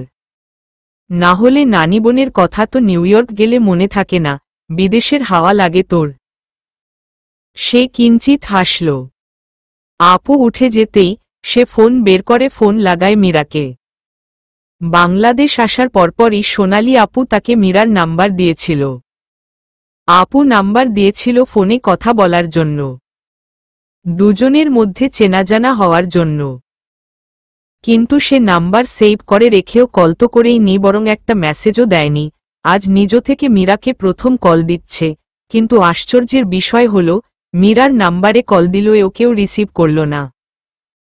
এতে হালকা চিন্তারা এসে তার মনের এক পাশ খামচে ধরে। আপুর ডাক পড়তেই সে ডাইনিং রুমে খেতে বসে। হরেক রকমের খাবার। আপু প্লেট এগিয়ে দিল। এদিকে তার খাওয়ায় একদম মনোযোগ নেই, বরং প্রতি মনোবিয়োগ হচ্ছে। আচানক তার ফোন বেজে উঠল। সে কল রিসিভ করতেই একটা পুরুষালী ভরাট কণ্ঠে এক লোক বলে উঠে, আপনি মাত্র একটা নাম্বারে কল দিয়েছিলেন। সেই সিমের মালিক আপনার পরিচিত কেউ? ইমান হতভম্ব হল। সে এইমাত্র মীরাকে কল দিয়েছিল। লোকটি কি মীরার কথাই বলছে? সে বলে উঠে, কার কথা বলছেন? আমি সিটি হাসপাতালের একজন কর্মচারী। আপনি যেই মেয়েটাকে কল দিলেন, উনি এখন আমাদের হাসপাতালে ভর্তি। উনার ফোনে সমস্যা হচ্ছে জন্য তার আত্মীয়দের জানাতে পারছি না। আপনি কল দিচ্ছেন দেখে আপনার নাম্বার কালেক্ট করে কল দিলাম। আপনি তার পরিচিত কেউ হলে রোগীর কাছে আসুন। কথাগুলো কর্ণপাত হওয়া মাত্র তার যেন দুনিয়া থমকে যায়, পা থেকে মাটি ক্রমশ সরে আসতে লাগে, মাথা ঝিম মেরে উঠে মীরা হাসপাতালে ভর্তি কেন? কি হয়েছে ওর? এসব প্রশ্ন করার মতো পরিস্থিতি রইল না তার। সে মিনিট 10 মূর্তির মতো বসে থাকে। এই 10টা মিনিট তার কাছে 10 মাসের মতো দীর্ঘ লাগল। এরপর হুট করে উঠেই দ্রুত গতিতে বের হয়ে যায়। আপু পেছনে থেকে তাকে ডাকতে লাগে। সে সাড়া দেওয়ার মতো মানসিকতায় ছিল না তখন। তীব্র পা ব্যথা আর বিচ্ছিরি একটা গন্ধে মীরা জাগ্রত হল। চোখ খুলেই সে প্রথমে ব্যথা অনুভব করে। এজন্য আপনা আপনি তার মুখ থেকে উফ শব্দটা বেরিয়ে আসে। সে অচেতন অবস্থায় নিজের পেটের উপর ভারী কিছু অনুভব করে। ঘাড় তুলে তাকাবার সামর্থ্য নেই জন্য বুঝতে পারছে না ভারী জিনিসটা আসলে কি। নিজের অবস্থান বোঝার চেষ্টা করল। পরমুহূর্তেই মনে পড়ল, দুপুরে তার দিকে দ্রুতগামী একটা বাইক ছুট আসছিল। এরপর আর কিছু মনে নেই। আচ্ছা সে এখন কোথায়? চোখ খুলেই সে ফ্যান ঘুরতে দেখছে। আশেপাশে তাকানোর জন্য ঘাড় নাড়াতে পারছে না সে। শুধু পেটের উপর কিছু একটার উপস্থিতি অনুভব করছে। সে নিজের হাত উঠাল। হাতে ক্যানেল। তার বুক আঁতকে উঠে। সে কি হাসপাতালে? মা বাবা কোথায়? আর সেই বা কোথায় আছে বর্তমানে? নিজের হাতটা পেটের ওই জিনিসের উপর রাখতেই কিছুটা নড়েচড়ে সরে যাওয়ার পদক্ষেপ অনুভব করে। আচমকা মিহি কণ্ঠে বলে উঠে, এখন কেমন লাগছে? মীরা চকিতে উঠে। এই কণ্ঠ তার পরিচিত। সে বহু কষ্টে বামে ফিরে তাকাল। তার পাশের চেয়ারে ইমান বসে আছে। ছেলেটার চোখ লাল। মনে হয় না ঘুমিয়ে আছে জন্য চোখ রক্তিম বর্ণ ধারণা করেছে। সে কিছু বলার চেষ্টা করে কিন্তু বলার শক্তিটা বোধহয় তার শরীরে নেই। ইমান এই প্রথম তার উপর সহানুভূতি দেখাল। তার মাথায় হাত বুলিয়ে দিয়ে বলে, তুমি রেস্ট নাও। চিন্তার কিছু নাই। সব ঠিক আছে। সামান্য একটা দুর্ঘটনা ঘটেছে। পায়ে ব্যথা পেয়েছ। এই যা ভয়ের কিছু নেই। আর তোমার আব্বু আম্মু আছে। হাসপাতালে বেশি মানুষ এলাও করে না জন্য আমি একাই আছি আপাতত। মীরা বলে উঠে, আপনি কেন আছেন? এই কথায় যেন ইমান তাচ্ছিল্যের হাসি হাসে। এরপর বলে, জেনে যাবে কেন না ঘুমিয়ে তোমার পাশে আছি। মীরা ঘাড় নড়ানোর চেষ্টা করছে কিন্তু ব্যথা পাচ্ছে সে। ইমান বলে উঠে, কিছু খাবে মীরা? মীরা তার দিকে তাকিয়ে বলে, পানি খাব। ইমান সঙ্গে সঙ্গে পানি এগিয়ে দেয়। সে বলে উঠে, ঠান্ডা পানি নেই? ইমান উঠে দাঁড়ালো এবং বিনা বাক্যে 2 মিনিটের মধ্যে ঠান্ডা পানি এনে দেয়। মীরা পানি পান করে। তখনই তার মাথায় দুষ্টু বুদ্ধি চাপে। ইমানকে শায়েস্তা করার বুদ্ধি। এই ছেলেকে দিয়ে সে আজ অযথা খাটাবে যেমনটা ও তার সঙ্গে করে। পানি খেয়ে মীরা মিষ্টি করে বলে, আমার জুস খেতে ইচ্ছা করছে। ইমান অদ্ভুতভাবে তার দিকে তাকাল। তা দেখে মীরা বলে, হাসপাতালে ভর্তি জন্য কি জুস খাওয়া মানা? এই কথায় ইমানের চাউনি স্বাভাবিক হল। সেই উঠে দাঁড়িয়ে সত্যি একটা জুসের বোতল আনল। তা দেখে মীরা বলে, ইয়ে মানে আমার ম্যাঙ্গো জুস খেতে ইচ্ছা করছে, অরেঞ্জ জুস পছন্দ না আমার। ইমান মাত্র খেয়াল করে এটা অরেঞ্জ জুস। সে বিরক্তি প্রকাশ না করে আবার ক্যান্টিনে গিয়ে জুস পরিবর্তন করে এনে তাকে দেয়। মীরা ভদ্র মেয়ের ন্যায় জুস খায়। জুস খাওয়ার মিনিট এক পর সে বলে উঠে, আমি চা খাবো, মাথা ব্যথা করছে। চা খেলে ব্যথা দূর হবে। ইমান পকেটে হাত গুটিয়ে নিল এবং বলল, চা খেলে ব্যথা দূর হয়? হ্যাঁ হয়। আচ্ছা। সে আবার হন্তদন্ত হয়ে ছুটে গেল। তা দেখে মীরা হাসতে হাসতে শেষ। তার ভীষণ মজা লাগছে। এবারে ইমান 15 মিনিট পর ফিরে আসে। তাও দুঃখী দুঃখী মুখ করে। সে হাঁপাতে হাঁপাতে বলে, রাত হওয়ার জন্য চা ক্যান্টিনে নেই, এক নার্সকে বলে এসেছি। স্টাফ কোয়ার্টার থেকে বানিয়ে এনে দিবে, একটু অপেক্ষা কর প্লিজ। ইমানের কথায় আজ কোনো তেজ নেই, বরং ঝড়ে হেলে পড়া গাছের মতো দুর্বল তার কণ্ঠস্বর। মীরা মন খারাপ হওয়ার ভান ধরে বলে, আপনাকে অনেক কষ্ট দিলাম তাই না? ইমান নিজের চুল ঠিক করতে করতে বলে, আরে না, তুমি অসুস্থ, তোমার খেয়াল রাখা আমার দায়িত্ব। আর কিছু দরকার? ইমান জানে মীরার আর কোনো কিছুর দরকার নেই, সব দরকার ফুরিয়ে যাওয়ার কথা, কিন্তু তাকে অবাক করে দিয়ে মীরা বলে, আমার না ক্ষুধা পেয়েছে। ইমান ফোঁস করে একটা দম ফেলে বলে, ক্যান্টিন এখনো খোলা আছে, আমি খাবার আনছি। মীরা পুনরায় হাসল। ইমান তার জন্য চাউমিন আনল। এই একটা আইটেমই নাকি ছিল, কিন্তু চাউমিন সে খাবে কিভাবে? ডান হাতে ক্যানেল দেওয়া। অগত্যা তাকে খাইয়ে দেওয়ার দায়িত্ব ইমানকে পালন করতে হল। বাধা বিপত্তি ঘটল যখন ইমানের খেয়াল হল সে চামচ আনতে ভুলে গেছে। মীরা বলে উঠে, হাত দিয়েই খাইয়ে দেন, আমি আপনার জন্য রাত 1টায় ভাত রেঁধেছি, আপনি আমাকে খাইয়ে দিতে পারবেন না? ইমান হাত দিয়েই তাকে খাইয়ে দিতে দিতে বলে, মামি খুব করে চাইছিল থেকে যেতে, আমি মানা করলাম। কারণ তার প্রেশার বেড়ে গিয়েছে। তোমার অবস্থা দেখে কাঁদছিল খুব। আফসোস হচ্ছে থেকে যে? উহু, এমনি বললাম। আচমকা মীরা তার হাতে কামড় দিয়ে বসে, মীরার দাঁতে যেন বিষ আছে। এত জোরে ব্যথা পেল সে। সে মুখে হাসি ফুটিয়ে রেখে বলে, ইটস ওকে। মীরা বলে উঠে, সরি। ইমান আর কিছু না বলে তাকে চুপচাপ খাইয়ে দেয়। এরপর বলে উঠে, তুমি তো রাকিবের সঙ্গে ছিলে, কিন্তু হাসপাতালে তো ওকে দেখলাম না। রাকিবের কথা শুনেই মীরা যেন নিভে গেল। সে মলিন গলায় বলে, ওর কথা আমার সামনে বলবেন না। ইমান ভারী মজা পেয়ে বলে, কেন? আজকে ও আমাকে প্রপোজ করেছে। যা রাগ উঠেছে না আমার।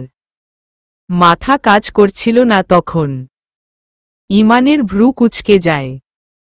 সে ধারণা করছিল রাকিবের মনে কিছু আছে, কিন্তু এত দ্রুত রাকিব এমন স্টেপ নিবে তা ভাবেনি সে। সে প্রশ্ন করে, প্রপোজ করতেই পারে? উহু পারে না। আমি যাকে ভালোবাসি না তার আমাকে আই লাভ ইউ বলার অধিকার নেই। এটা একটা দামি কথা। যাকে আমি ভালোবাসি শুধু সেই আমাকে ভালোবাসি বলার অধিকার রাখে। জারতার কাছ থেকে শুনতে ভালো না, একজনই বলবে।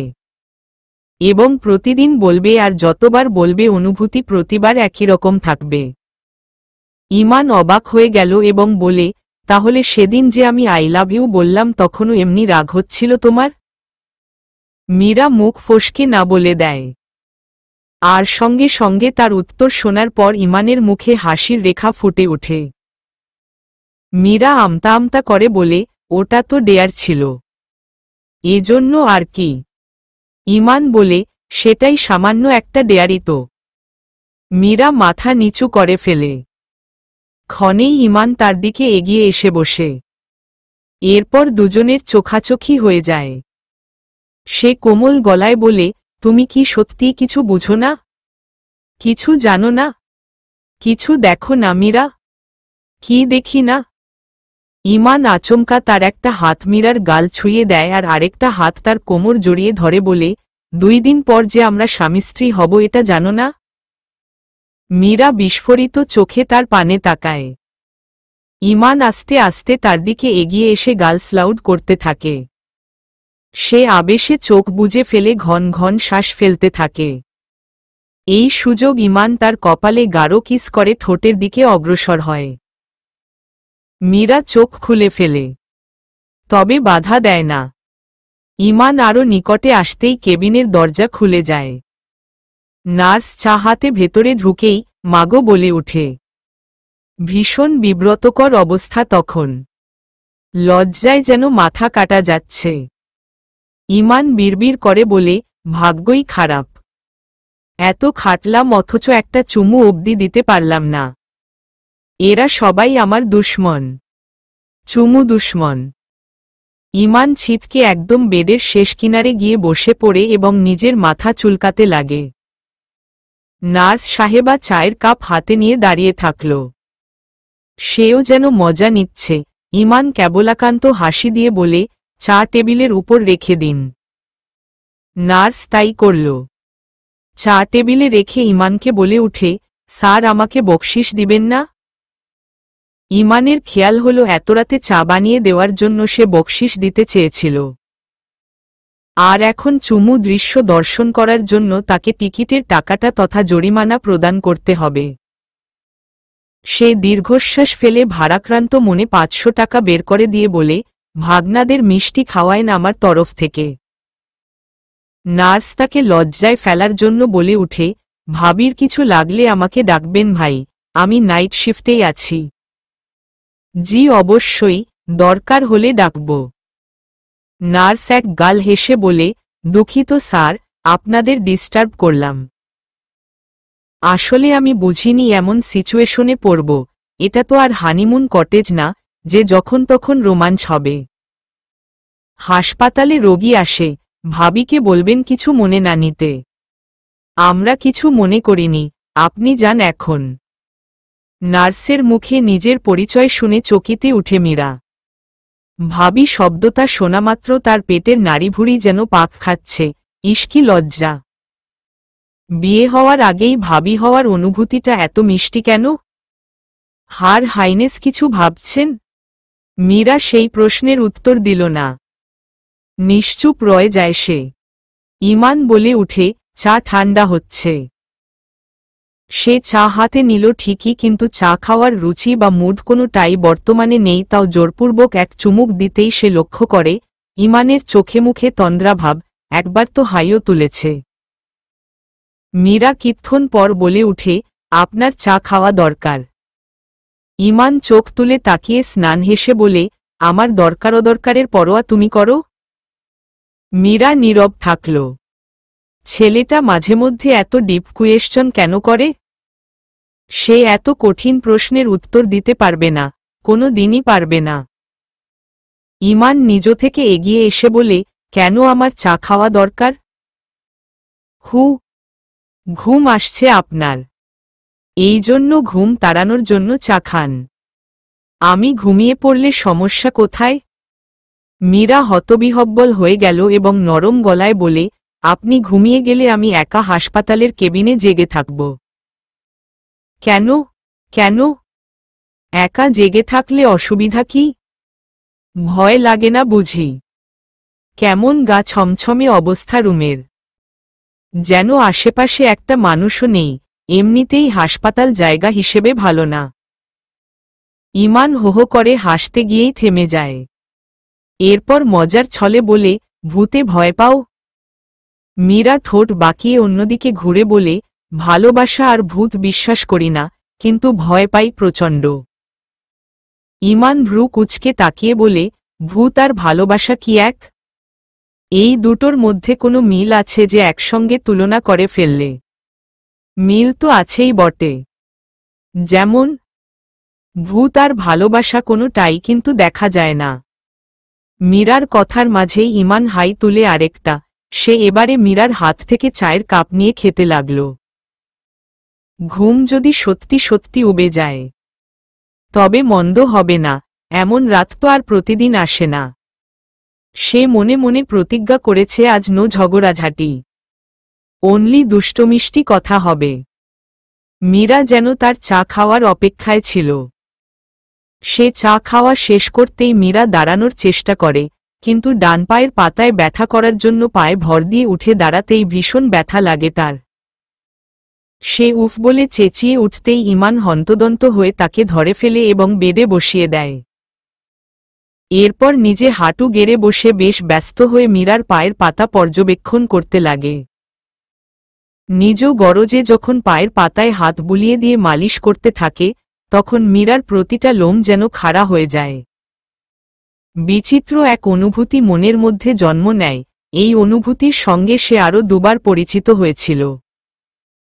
প্রথমবার যখন তাকে এয়ারপোর্টে দেখেছিল আর দ্বিতীয়বার যখন সে সব কাজিনের সামনে তার চোখে চোখ রেখে বলেছিল, I need you like a sky needs moon. আজ তৃতীয়বার একই অনুভূতি অনুভব করছে সে। বিষয়টা অদ্ভুত।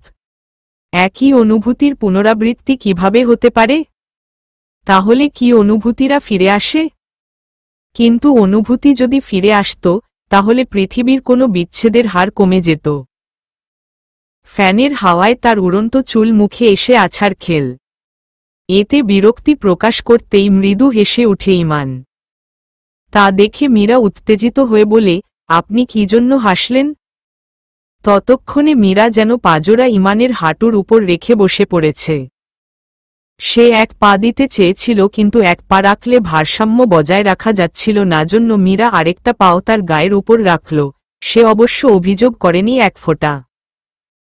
আর মীরার ভাবসাব দেখলে মনে হবে ইমানের একমাত্র কর্মই তার পায়ে হাত বুলিয়ে দেওয়া। ইমান আইস্কুল দিয়ে পা মালিশ করে দিচ্ছিল।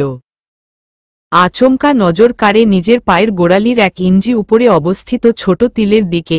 সে হাত নিয়ে গিয়ে তিলের উপর রাখে। এরপর প্রশ্ন করে তাকে, হাসলেও কৈফিয়ত দিতে হবে? সেটা বলিনি। তোমার পায়ে তো দেখি তিল আছে। মীরা খুশি ভাব নিয়ে বলে, হ্যাঁ, এই জন্যই তো আমি বিদেশে যাব। তাই নাকি? হু, শুধু তাই না, আমার ডান হাতেও তিল আছে, জন্য আমার হাতের রান্না মজা। ওহ আচ্ছা। আর কোথায় তিল থাকার জন্য তুমি এক্সট্রা সুবিধা পাচ্ছ? মীরা বলে উঠে, আমার গলার কাছে 2টো তিল একসঙ্গে আছে। এজন্য দাদির বলেছে আমার নাকি যমজ বাবু হতে পারে। ইমান শব্দ করে হেসে বলে, বাহ। মীরা লজ্জা পেল সামান্য। ইমান বলে উঠে, নাকের ডগায় যে তিল তোমার, সেটার জন্য কি হবে? সেটার জন্য কিছু হবে না। আপনার তিল নেই কোথাও? ইমান সামান্য ভ্যাবাচেকা খেল। জীবনে কত প্রশ্নের সম্মুখীন হল, অথচ এত আজব প্রশ্ন এই প্রথমবার সে শুনল। সে মুখে হাসি ভাব রেখে বলে, আমি তো পাসপোর্ট দেখিয়ে বিদেশ ভ্রমণ করি, এজন্য আমার তিলের দরকার পড়ে না। তোমার আর কই তিল আছে? মীরা অস্বস্তিবোধ করে। সে বেফাস কথা বলে ফেলেছে। এখন সেই ফাঁস নিজের গলায় এসে ঝুলল। সে আমতা আমতা করে বলে, বাম পায়ের আঙুলে আছে একটা, পিঠের মাঝে আছে, কানের পিছনে আর একটা, বুকের বাম দিক। শেষের কথা বলতে গিয়ে মীরা পাথরের মতো জমে যায়। মুখ ফসকে পেটের কথা বলে দেওয়ার অভ্যাসটা যে একটা বিরাট বদ অভ্যাস তা আজ হাড়ে হাড়ে টের পাচ্ছে সে। কি বাজে একটা পরিস্থিতিতে পড়তে হলো তাকে। ছেলেটা কিভাবে তার দিকে চোখ বড় করে তাকিয়ে আছে। ইস, মাটির ফাঁক হলে যাক না, সে পালিয়ে যাবে মাটির নিচে। ইমান চোখে মুখে দুষ্টুমি ভাব এনে বলে, মীরা তুমি জানো বুকে তিল থাকলে কি হয়? মীরা মাথা ঝাঁকিয়ে না অর্থ প্রকাশ করে, অর্থাৎ সে জানে না। ইমান দুষ্ট হেসে তার সঙ্গে আই কন্ট্রাক্ট করে বলে, বুকে তিল থাকলে স্বামী বা স্ত্রীর সোহাগ বেশি পাওয়া যায়। এখন আমার আফসোস হচ্ছে কেন আমার গায়ে কোনো তিল নেই। অ্যাটলিস্ট বুকে একটা থাকলেই চলত, বউয়ের আদর সোহাগ বেশি পাইতাম, কি তাই না? মীরার তখন লজ্জায় যায় অবস্থা। মানুষটা কিভাবে চোখে চোখ রেখে এত অসভ্য কথা অবলীলায় বলে দিল? আর সে সামান্য শুভ্র কথাই চোখের দিকে তাকিয়ে বলতে পারে না। বেয়াদবের হাড্ডি একটা। দুষ্টুমি শেষ করে ইমান উঠে দাঁড়ালো এবং সিরিয়াস মুডে বলে, ব্যথা কমেছে কি?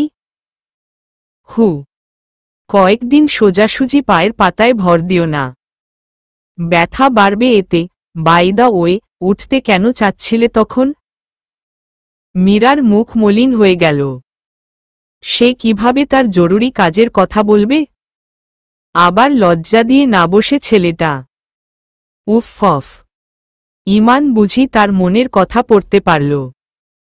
আর মলিন ও নিস্তেজ চেহারার দিকে তাকিয়ে যেন তার অসুবিধার কথা এক নিমিষেই পড়ে ফেলে।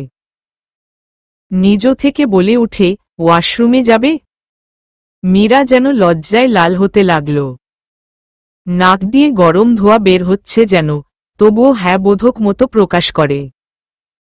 ইমানের অভিব্যক্তি স্বাভাবিক থাকল। সে চোখ ঘুরিয়ে বাথরুমের অবস্থান দেখে নিল। কেবিনের শেষ মাথায় বাথরুম। কয়েক কদম এগুতে হবে। তার জন্য কয়েক কদম হেঁটে যাওয়া সহজ কাজ হলেও মীরার জন্য এখন সেটা কঠিন কাজ।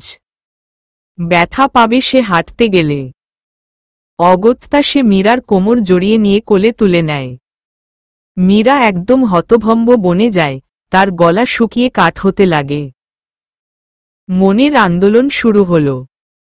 বুকের ধুকপুক আওয়াজ এত জোরে হতে লাগে যে সে বিপাকে পড়ে যায় যদি সে তার বুকের আওয়াজ শুনে ফেলে। তাহলে বিরাট মুসিবত হবে, কারণ বুকের প্রতিটা উঠানামায় ইমান ইমান শব্দ হচ্ছে, তা যদি সে শুনে ফেলে তাহলে মীরা শেষ। ওয়াশরুম থেকে বের হতেই পুনরায় তাকে কোলে তুলে নেয় ইমান। এবারে মীরা তার কাঁধে হাত চেপে ধরে বলে, আমি বারান্দায় যাব।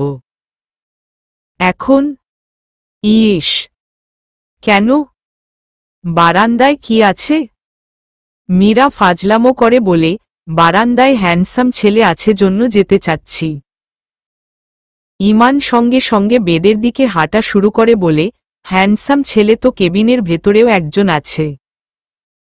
আজকের রাতটা তাকে দেখেই পার কর, কেমন? মীরা হেসে উঠে খিলখিল করে। ইমান অবাক নয়নে তার পানে তাকাল। ইস, মেয়েটা আসলেই এত মিষ্টি কেন? ইমানের মনে হল কারো হাসির প্রেমে পড়া মারাত্মক বিপদের কাজ, কারণ সেই হাসির প্রেমে বারবার পড়তে হয়। যতবারই প্রেমে পড়ে ততবারই চোট খেতে হয়। তাকে বেডের উপর বসিয়ে দিল ইমান। দুইজনেই চুপ। নিস্তব্ধতায় ছেয়ে গেল চারপাশ মুহূর্তেই। মীরা পা লম্বা করে শুয়ে পড়ে বেডে। তাকে দেখেও ইমানও চেয়ারে বসে পড়ে। আজ বুঝি চাঁদের মন খারাপ। রজনীর মধ্যভাগ চলছে এখন। কৃষ্ণকালো, এই আধারিয়া রাত্রি। সারাদিনের ভ্যাপসা গরম যেন পালিয়ে যাচ্ছে। হিম বাতাসে কেবিনের সাদার মাঝে লাল প্লাস চিহ্নের পর্দাটা তিরতির করে কাঁপছে। অশান্ত মন নিমিষেই শান্ত হয়ে গেল। চোখে ঘুমের রাজ্য নেমে আসাকে ইমান ঠেকাতে পারল না। সে মীরার পেটে মাথা পেতে দিয়ে ক্রমশ সময়ের সাথে পাল্লা দিয়ে ঘুমের দেশে রওনা দিল। মীরা তখনও জাগনা ছিল। তাকে ঘুমিয়ে পড়তে দেখে আর একটা শব্দও করল না। নিঃশ্বাসও আস্তে আস্তে নিচ্ছে যেন তার নিঃশ্বাসের শব্দে সে জেগে না যায়। নিজের হাত বাড়িয়ে এসে তার চুলে বিলি কেটে দিতে লাগে। মীরা তার মাথায় বিলি কেটে দিতে দিতে একটা সময় আনমনে ইমানকে নিয়ে ভাবনার জগতে ডুব দেয়। তার সঙ্গে কাটানো ক্ষুদ্র মুহূর্ত এবং ঝগড়াঝাঁটি সব এক এক করে স্মরণ হতেই সে হাসে। মন ভরে হাসে। গালের ফোলা জায়গাটায় লজ্জার লালের সরু রেখার আবির্ভাব ঘটে। সে বিড়বিড় করে বলে, হাসপাতালেও এত সুন্দর মুহূর্ত কাটানো সম্ভব। এরপর তার ঘুমন্ত মুখশ্রীর দিকে তাকিয়ে বলে, আপনার প্রতিটা রাত যেন এমন নিশ্চিন্তে শান্তির ঘুমে অতিবাহিত হয়। ঘুমের মধ্যেই ইমান ইংরেজিতে কিছু একটা বলে ওঠে। ইমানের ঘুমের মধ্যে কথা বলার অভ্যাসের কথা মীরা জেনে যায় এবং তা দেখে মৃদু হাসে। এই বিরক্তিকর ছেলেটাকে সে বিরক্ত হয়েই বিরক্তভাবে ভালোবাসে বড্ড। সকাল সকাল কিচিরমিচির পাখির কলকলানি আর সূর্যের তির্যক কিরণে ইমানের ঘুম ভেঙে গেল। সে আড়মোড়া ভেঙে একটা হাই তুলে পিটপিটিয়ে চোখ খুলে। অনেকদিন পর বেশ গাঢ় একটা ঘুম হল তার, বেশ সতেজ লাগছে। সেই সাথে পাখির কিচিরমিচির আওয়াজ মন ভালো করে দিচ্ছে। সে উঠতে গিয়ে টের পেল তার মাথার কাছে কারো হাত। সে মাথা উঁচিয়ে তাকিয়ে দেখল মীরা গভীর ঘুমে আচ্ছন্ন, কিন্তু তার একটা হাত ইমানের মাথায়। রাতে কি মীরা তার মাথায় হাত বুলিয়ে দিয়েছিল? আনমনে হেসে উঠে সে, কিন্তু সারাটা রাতেই পিচ্চির মেয়ে গায়ে হেলান দিয়ে ঘুমাচ্ছিল সে। মীরা তো অসুস্থ, তার ভার কিভাবে নিল? একবার ডাক দিলই পারত। ইমান তো আর ঘুমাতে আসেনি এখানে, বরং মীরার সেবা করতে এসেছিল, কিন্তু হলো তো বিপরীতটা, মীরাই তাকে চুলে বিলি কেটে দিল। সেবা প্রদান করল। এবার সে বুঝল কেন তার ঘুম এত শান্তিময় হয়েছিল।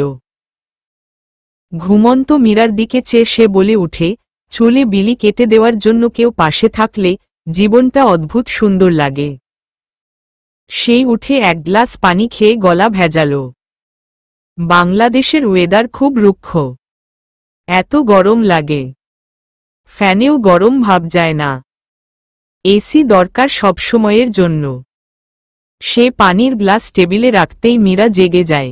ইমানকে দেখে সে উঠে বসে বলে, গুড মর্নিং। ইমান মুখে হাসির রেখা ফুটিয়ে বলে, আজকের সকালটা সত্যি গুড। মীরা হালকা হেসে বলে, আপনাকে মেয়ে পটানোর কোর্সে ফার্স্ট ক্লাস দেওয়া উচিত। ইমান খান মেয়ে পটায় না, বরং মেয়েরা তার উপর ফিদা হয়। আচ্ছা তাই নাকি? জি ম্যাডাম। মীরা নাক ফুলিয়ে বলে, বিদেশি শর্ট ড্রেস পরা সুন্দরী ললনাগুলোর সঙ্গে মাখো মাখো ভাব আপনার, তাই না? ইমান টিটকারি করে বলে, তোমার জলে নাকি? হ্যাঁ, আমার অনেক জলে, জলে জলে একদম ছাই হয়ে যাচ্ছি। এত হিংসা ভালো না, আপনিও হিংসা করা কমান। হুহ। ইমান হতভম্ব হয়ে বলে, আমি আবার কখন হিংসামো করলাম? মীরা নিজের চুলে হাত দিয়ে তা আঙ্গুলের ফাঁকে এনে চুল আছড়ানোর ভঙ্গি করে বলে, রাকিব আমার সঙ্গে কথা বললে আপনি মনে মনে জলে কয়লা হন। ইমান চমকে গিয়ে তার দিকে চকিত তাকায়। তার ফেস এক্সপ্রেশন এমন যে মাত্র জুতা চুরি করতে গিয়ে জনগণের কাছে ধরা পড়েছে।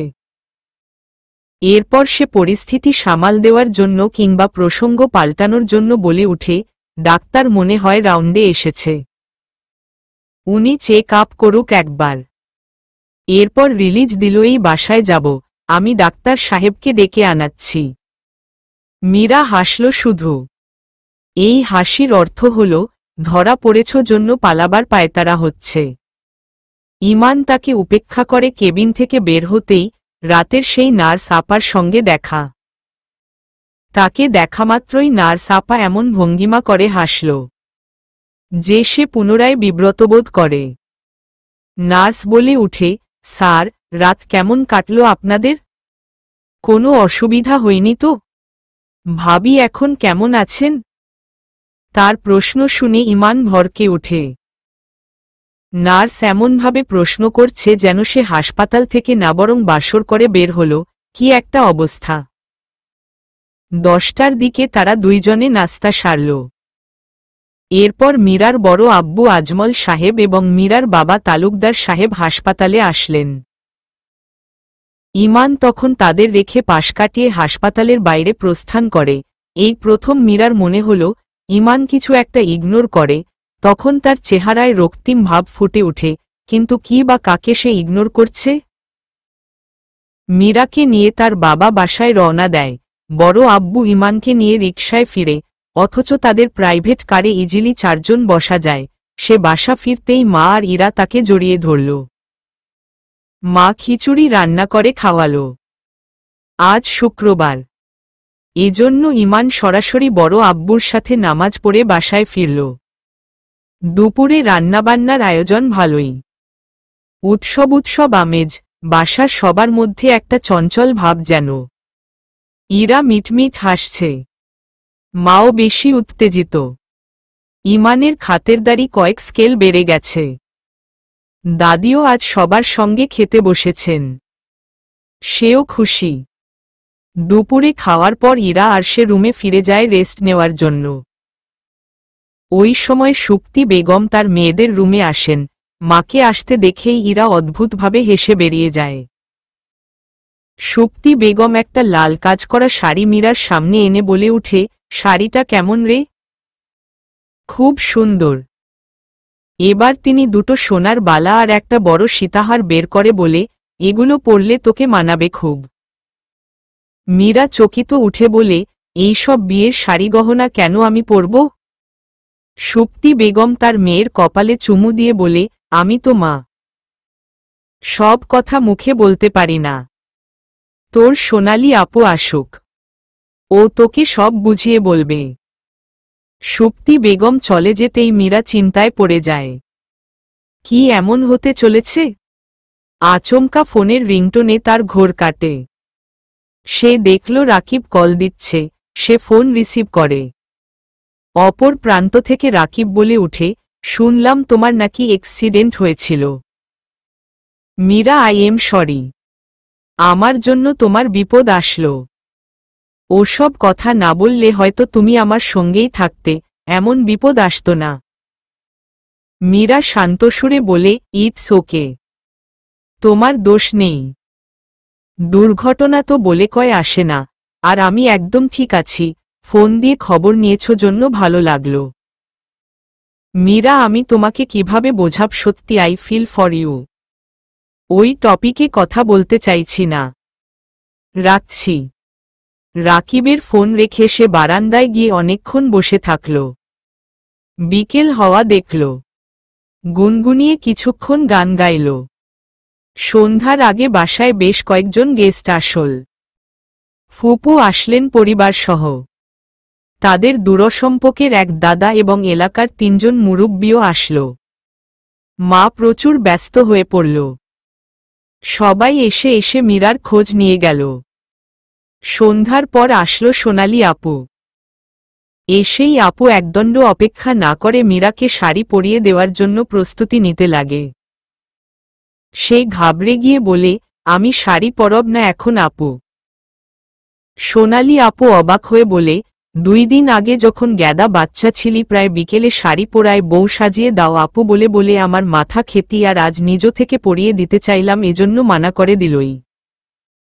মীরা সামান্য হাসল। ছোটবেলায় তার বউ সাজতেন খুব ভালো লাগত, এই জন্য সোনালি আপুর কাছে বায়না ধরত। আপু এখনো এসব মনে রেখেছে। সে বলে উঠে, তখন বাবু ছিলাম। আপু হেসে বলে, আমার কাছে তুই বাবুই থাকবি সব সময়। আপুকে আর সে বাধা দিল। আপু সুন্দর করে লাল শাড়িটা পরিয়ে দিয়ে সেফটিপিন লাগিয়ে দিল। মীরাকে আয়নার সামনে বসিয়ে আদুরে গলায় বলে, আজকে সত্যিকারের বউ সাজিয়ে দেই তোকে। মীরা চোখ বড় করে তাকালো আপুর দিকে, যেন সে কিছুই বুঝতে পারেনি। আপু তার গলায় সেই সীতাহার পরিয়ে দিয়ে বলে, ইমান কিন্তু খুব ভালো একটা ছেলে। নিজের ভাই জন্য গুনগান গাইছি না, তোরা সুখে থাকবি দেখিস। মীরা চুপ হয়ে গেল। এই দিনটা যে আসবে এটা সে জানত, কিন্তু এত জলদি কেন এসে গেল দিনটা? সে বলে উঠে, উনি রাজি হয়েছেন অবশেষে? রাজি তো হয়েছিল সেই দিনই, যেদিন আব্বু, ছোট চাচা আর দাদি মিলে বৈঠক বসাল। তবে বিয়ে করতে চাচ্ছিল না এত জলদি। কাল তোর অ্যাক্সিডেন্ট হলে দাদি ভেঙে পড়ে একদম। জানিস তো, দাদি তোকে খুব ভালোবাসে। দাদি উনাকে দ্রুত বিয়ে করতে রাজি করিয়েছিল গতকালকে, তাই না? হু, এই জন্য জনাব আমার খেয়াল রাখার জন্য রাতে থেকে গেল। হ্যাঁ রে, আজকে কি বিয়ে পড়ানো হবে? মানে আকদ হবে আমাদের। বড়রা তাই চাচ্ছে। ইমানের আপত্তি নেই। এখন তোর অনুমতি থাকলে আজকেই কাজী ডেকে আকদ পড়িয়ে ফেলবে। মীরা স্নান হেসে বলে, বউ সাজানোর পর বিয়ে করব কিনা জিজ্ঞেস করছ? সোনালি আপু পাল্টা প্রশ্ন করে, আগে জিজ্ঞেস করলে মানা করতি? মীরা দুম করে শ্বাস ছেড়ে বলে, জানি না, কিন্তু আমি প্রস্তুত নই। আপু তার হাতে বালা পরিয়ে দিয়ে বলে, পরীক্ষা আর বিয়ের জন্য কোনো ক্যান্ডিডেটই প্রস্তুত থাকে না। যতই প্রিপারেশন নিবি মনে হবে কিছুই পারবি না, কিন্তু একবার হলে গিয়ে প্রশ্নপত্র পড়লে একে একে সব মনে পড়ে যায়। বুঝলি? একবার কবুল বলে দেখ, সংসার জীবন, স্বামীর জন্য মায়া পড়ে যাবে। আমি তো 4 বছর প্রেম করেও কবুল বলার টাইমে সেই নার্ভাস হলাম। এখন কিন্তু ঠিকই তোর দুলাভাইয়ের জন্য মন কেমন করে সবসময়ই। মীরা ডাগর চোখ মেলে তাকিয়ে বলে, তোমার যজ্ঞ পদ্মের মতো ভাইয়ের জন্য আমি হলাম গোবর। আপু বলে, তুই ওর যজ্ঞ না হলে এই দুনিয়ায় ওর জন্য আর কোনো মেয়েই যজ্ঞ নয়। ওর সাথে কথা বলতে চাই, এরপর সিদ্ধান্ত নিব। সোনালি আপু বলে, বেশ তবে তাই হবে। আপু বেরিয়ে গেল। মীরা একা বসে রইল চুপচাপ। গতকাল হয়তোবা অনেক কিছুই ঘটে গেছে হাসপাতালে, যা সে ঘুণাক্ষরেও জানত না। কাল রাতে কি ইমান পারত না বিয়ের কথা নিয়ে সোজাসাপটা তার সঙ্গে কনভারসন ক্লিয়ার করতে? কিন্তু নাহুনি সব ধোঁয়াশায় রখল। ফাইজলামি করল আর আসল কথা না বলেই পগার পার। সোনালি আপু 15 মিনিটের মধ্যে ফিরে এসে মুখ গোমরা করে বলে, ইমান তো বাসায় নাই এখন, বাইরে গেল কাজে। পরে কথা বলিস। মীরা ভারাক্রান্ত গলায় বলে, আমি অনেক কনফিউজড, কি করব জানি না। আপু তার পাশে বসে বলে, এমন কনফিউশনে পড়লে ফ্যামিলির কথা শুনবি সবসময়। উনারা যা করতে বলবে করবি, যদি সফল না হোস তাদের উপর দোষ চাপাবি। এতে তারা ঠিকই তোর সমস্যা সমাধান করে দিবে। সলিউশন না দিতে পারলেও পাশে অন্তত পাবি। মীরার কপালে চিন্তার ভাঁজ পড়ে যায়। ফ্যামিলির কথা শুনলে আজকে তার বিবাহ সম্পন্ন হয়ে যাবে। ভাবতেই তার সারা শরীর কেঁপে ওঠে। বসন্তকে ঋতুর রানী বলে সম্বোধন করা হয়, কারণ এ সময় প্রকৃতি হরেক রঙে রঙিন হয়ে মেতে ওঠে। এবারের বসন্তে যেন রঙিনের ছাপ দ্বিগুণ। ফুল ফুটেছে মীরাদের বাসার সামনের গাছ দুটোয়। তবে বেজায় গরম পড়ে গেছে। সাধারণত বসন্তে এত প্রখর তাপ হয় না, কিন্তু এবারে সময়ের আগেই যেন গ্রীষ্ম নেমে গেছে। মীরা নিজের রুমে গুটিসুটি মেরে বসে আছে। দরদর করে ঘামছে সে। নাকের ডগায় ঘামের কণা ঝিলিক মেরে উঠছে। সিলিং ফ্যানের হাওয়াও যেন তপ্ত, ভ্যাপসা ভাবটা কমাতে পারছে না। দাদি তার পাশে বসে আছেন। একটা সময় তিনি মীরার হাত নিজের হাতে চেপে ধরেন। পুরো রুম জুড়ে আত্মীয় স্বজনের সমাগম। পা রাখারও জায়গা নেই। কেউ রুম থেকে বের হচ্ছে তো কেউ রুমে প্রবেশ করে তার সঙ্গে দেখা করছে। আজ সে সবার মধ্যমণি। সবাই যেচে এসে তার সঙ্গে কথা বলে যাচ্ছে। অথচ অন্য সময় কাজ ছাড়া তাকে কেউ মনেও রাখে না। মীরার হাত ঘামছে। এবার অস্থিরতা এবং ভয়নার্ভাসনেসে সে কাহিল হয়ে পড়ল। মনে হচ্ছে বিছানায় শুয়ে ঘুমিয়ে পড়লে ভালো হয়। মিনিট 5 পর তার মা সুপ্তি বেগম আসলেন। কনের মায়ের গুরুত্ব প্রতিটা বিয়ে বাড়িতে অত্যধিক। এজন্য অন্যান্যরা তাকে আলাদা জায়গা করে দিল। তিনি মীরার বাম পাশে বসে পড়েন। মীরা মায়ের দিকে তাকিয়ে হালকা হাসার চেষ্টা করল। এতেই সুপ্তি বেগমের বুক হুহু করে ওঠে। যতই শক্ত আবরণ ধরে রাখুক না কেন তিনি, কিন্তু ভেতরটা তার একদম কাদার মতো নরম। সে মেয়ের সামনেই কেঁদে ফেললেন। মাকে কাঁদতে দেখে মীরা নিজেকে ধরে রাখতে পারল না। সেও হুহু করে কেঁদে ফেলে। মামেয়ের বেদনা ভরা কান্নার দৃশ্য দৃষ্টি সম্মুখে আসামাত্র উপস্থিত সকলে নীরব হয়ে যায়। তখন রুমের পরিবেশ ছিল একদম শান্ত। পরবর্তীতে সুপ্তি বেগমের শাশুড়ি তথা মীরার দাদি বলে ওঠে, বৌমা শান্ত হও তো, মেয়ের মা হইছ তুমি। তোমাকে তো শক্ত হইতেই হইব। আমাদের মা আমাকে বিদায় দিল, আমরা সংসার করলাম। এরপর আমি আমার মেয়ে অন্য ঘরে পাঠাইলাম। এখন তোমার পালা বৌমা। মেয়েরা পর হয় না। দূরে যাবে কিন্তু পর হবে না। তুমি কাঁদিও না, তুমি ভেঙে গেলে বুবু কষ্ট পাবে আরও। সুপ্তি বেগম যথাসম্ভব কান্না থামানোর চেষ্টা করছেন। সে ক্রন্দনরত অবস্থায় মীরাকে বুকের মধ্যে চেপে ধরে বলে, তুই সবার আগে আমার মেয়ে। এরপর অন্য কারো ঘরের বউ। আমার মেয়ের জন্য এ বাসার দরজা সবসময় খোলা। মীরার কান্নার বেগ আরও বেড়ে গেল। দাদি সুপ্তি বেগমকে নিয়ে প্রস্থান করে। রুমে চুপটি করে বসে সে চোখের পানি মুছতে লাগল। বুকের মধ্যে অজস্র কষ্টবেদনাকে মাটিচাপা দিয়ে চলেছে। আচমকা খেয়াল হল তার হাতের মেহেদি আরও গাঢ় হয়েছে এবং হাতের তালুতে নকশার মধ্যে ইংলিশ অ্যালফাবেট আই শব্দটা জ্বলজ্বল করছে। একটু আগেও সে এই বিষয়টা খেয়াল করেনি। ব্রাইডাল মেহেদি ভরা হাত এবং ইমানের নামের প্রথম অক্ষর বিয়ের বেশে একদম খাপে খাপে মিলে 16 আনা পূর্ণ করে দিচ্ছে। আচ্ছা, সোনালি আপুর বিয়ের দিন কি ইমানি মেহেদি আর্টিস্টকে বলিয়ে তার হাতে ব্রাইডাল মেহেদি পরিয়ে নিয়েছিল? কে জানে। তার এত সময় আছে মীরার হাতের মেহেদি পরা নিয়ে ভাবার? সেই কখন তার সঙ্গে মাত্র একবার কথা বলতে চেয়েছিল, কিন্তু জনাব এখনও তার কাছে আসেনি। একটা কলও করেনি। এত কিসের ব্যস্ততা? সে তার ফোন বের করল। ফোনটা বন্ধ হয়ে পড়ে আছে। ফোঁস করে একটা দম ফেলে সামনে তাকায়। বাসায় অনেক বাচ্চা কাচ্চা এসেছে। বাচ্চাদের দলগুলো ছুটাছুটি করছে। কয়েকজন তার ড্রেসিং টেবিলের সরঞ্জাম বের করে সেগুলো নিয়ে খেলছে। দুটো লিপস্টিক এরই মধ্যে নষ্ট করা শেষ।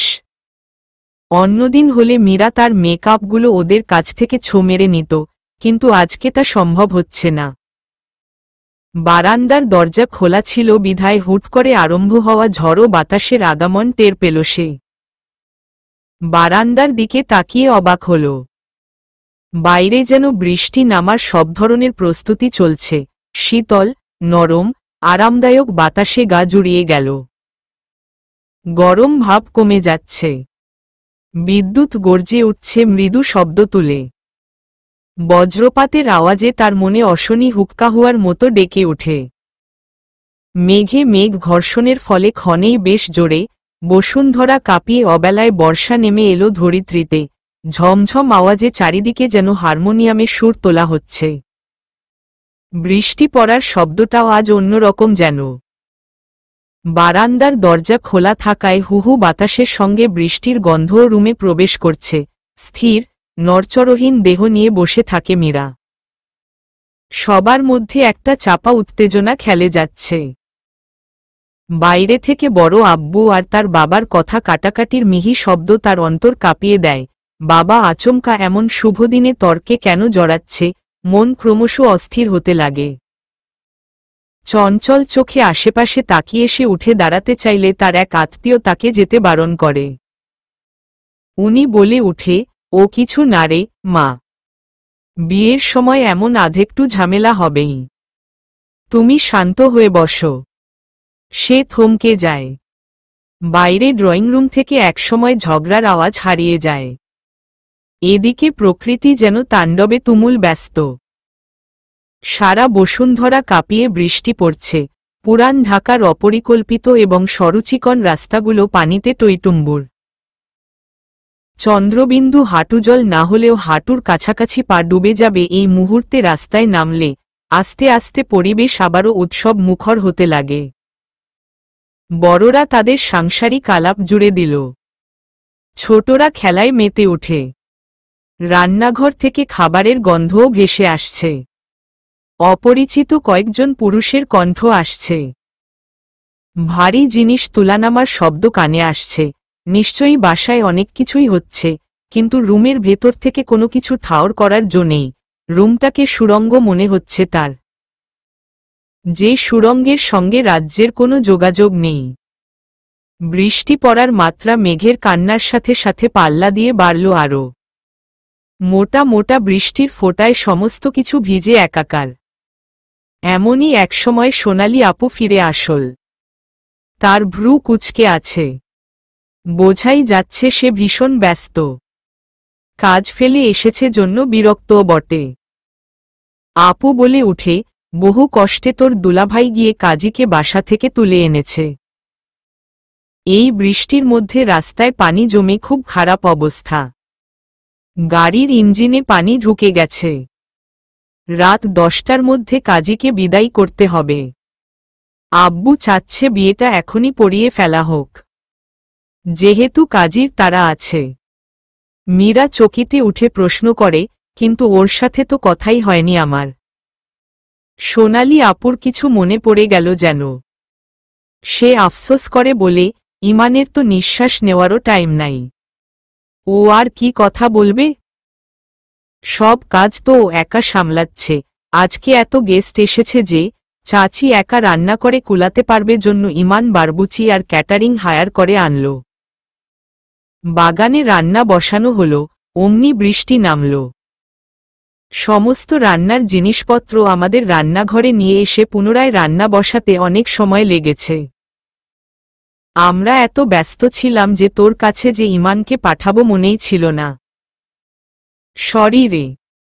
ইটস ওকে আপু। ইমান তো শেরওয়ানি পরে ড্রয়িং রুমে বসে গেছে। ওকে ডেকে আনছি। মীরা কি যেন ভেবে বলে, থাক দরকার নাই। সত্যি তো? তোর মতো আছে? কোনো জরুরি কথা থাকলে সেরে নে। লজ্জা পেতে হবে না। মীরা লজ্জায় মাথা নুয়ে ফেলে। আপু মিটমিট করে হাসে শুধু। বড় আব্বুর বড় কন্যা সাইমা আপু এতক্ষণ পর আসল। বৃষ্টির জন্য আটকা পড়ে গিয়েছিল। উনি সঙ্গে করে একটা লাল নেটের ঘোমটা এনেছেন। সে সেট করে দিল মীরার মাথায়। এখন তাকে পরিপূর্ণ কনে লাগছে যেন। সাইমা আপু বলে, আমাদের বাসায় আজকে চাঁদ উঠেছে। মীরা মৃদু হাসে। তাকে সাইমা আপু আস্তে ধীরে ড্রয়িং রুমে নিয়ে এসে ইমানের বিপরীতে বসায়। তাদের দুজনের মধ্যে দৃষ্টিবিলাস হলেও ইমান এমন ভান ধরে যেন তার সামনে সবকিছু অদৃশ্য। মীরাকে সে দেখেইনি। মীরা মনে মনে ভেঙচি কাটে। সে বাবার দিকে তাকাল। তার বাবা পাঞ্জাবি পরে দাঁড়িয়ে এক আত্মীয়ের সঙ্গে কথা বলছে। তার পাশে কাজী সাহেব বসে আছে। সোনালি আপু এসে ইমানকে অন্য রুমে নিয়ে গেল। কাজী সাহেব হাতে খাতা কলম নিয়ে কি কি সব যেন করলেন। এই মুহূর্তটা মীরার কাছে খুব খুব অদ্ভুত লাগল। ভয় সে একদম মিয়ে গেল। শুকনো ঢোক গিলে পাত্র হিসেবে নিজের একসময় কার ঝগড়া পার্টনার যে কেমন হবে সে জানে না। সে স্থির দৃষ্টিতে বসে থাকে, তার অবস্থা এই পলের উদ্বোদার। একসময় কাজী সাহেব কিসব বলা আরম্ভ করে যেগুলো একটাও তার কান অবধি যায় না, মস্তিষ্ক কিছুই বুঝতে পারছে না। কেবল স্নাউগুলো মারাত্মক রকমের শিহরিত হচ্ছে। একসময় উনি বলে উঠে, মা আপনি এই বিবাহে রাজি থাকলে কবুল বলেন। মীরা ঘাবড়ে গেল। নির্বাক হয়ে পড়ে মাথা ভোভো করতে লাগে।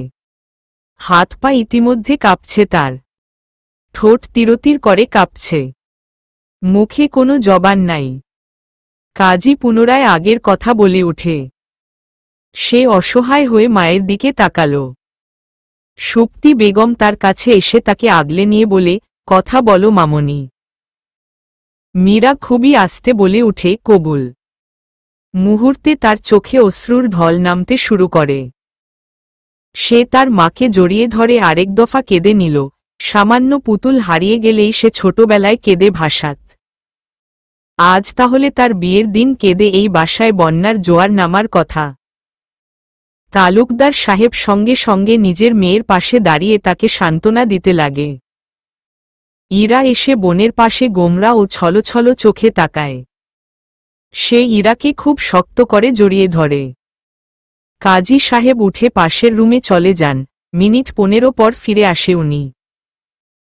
প্রান্ত ভাইয়া খেজুরের প্যাকেট নিয়ে সব আত্মীয়ের মধ্যে বিলিয়ে দিতে লাগে। মাঝে মোনাজাত করাও হয়েছিল। বিয়ের কাজ সম্পন্ন করতে মীরার স্বাক্ষরের দরকার, রেজিস্ট্রেশনের জন্য। কাজী কাবিননামার পেপার এগিয়ে দেয় তার দিকে। সে এক ঝলক পেপারটায় চোখ বুলিয়ে দেয়। পাত্রের জায়গায় ইমানের সিগনেচার দেওয়া। গুটি গুটি অক্ষরে ইংলিশে ইমান খান নামটা তার সারা শরীরে প্রচণ্ড রকমের শিহরিত করে দিয়ে যায়।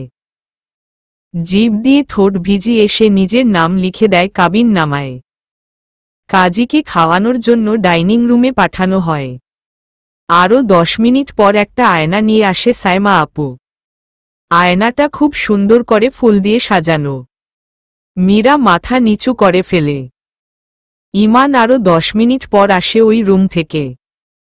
তাকে মীরার পাশে বসার সুযোগ দেওয়া হয়। মেরুন রঙের শেরওয়ানিতে তাকে একদম হিরো লাগছে।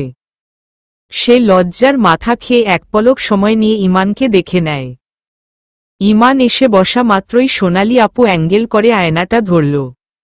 যেই অ্যাঙ্গেল দিয়ে ইমান মীরার প্রতিবিম্ব দেখবে পাবে। এরপর তাকে জিজ্ঞেস করে, আয়নায় কি দেখতে পাচ্ছিস ইমান? ইমান ভাবলেশহীনভাবে বলে, কিছুই তো দেখি না। মীরা বড্ড আশা নিয়েছিল তার উত্তর শোনার জন্য, কিন্তু এমন উত্তর শুনে সে রাগবে নাকি কাঁদবে বুঝতে পারছে না। সোনালি আপু তার কাঁধে কিল মেরে বলে, দেখিস না কেন রে? তোর চোখে কি সমস্যা? তাইলে চশমা নিয়ে আয় যা। সে পুনরায় বলে, সত্যি কিছু দেখছি না। মীরার যেন খুব অভিমান হল। সে নিজের প্রতিবিম্ব ক্লিয়ারলি দেখতে পারছে, অথচ উনি নাকি চোখে দেখে না। তাকে অবহেলা করা হচ্ছে না তো? সবার মধ্যে হইচই পড়ে গেল, হাসাহাসি করতে লাগল সবাই। আপু আবারও আয়না ইমানের দিকে ধরে বলে, এবার বল কাকে দেখতে পারছিস? ঠিকঠাক জবাব দিবি। এবারে ইমান একটু ঘাড় কুঁচো করে আয়নার দিকে তাকালো এবং হেসে দিয়ে বলে, আসলে অতিরিক্ত সুন্দর কিছু দেখলে মানুষের ব্রেইন সেটা নিতে পারে না। চোখে তখন আধার দেখে। আমার অবস্থাও তাই, অতিমাত্রায় সুন্দরী রমণীকে দেখে আমার চোখ সব ব্লান্ড দেখছে।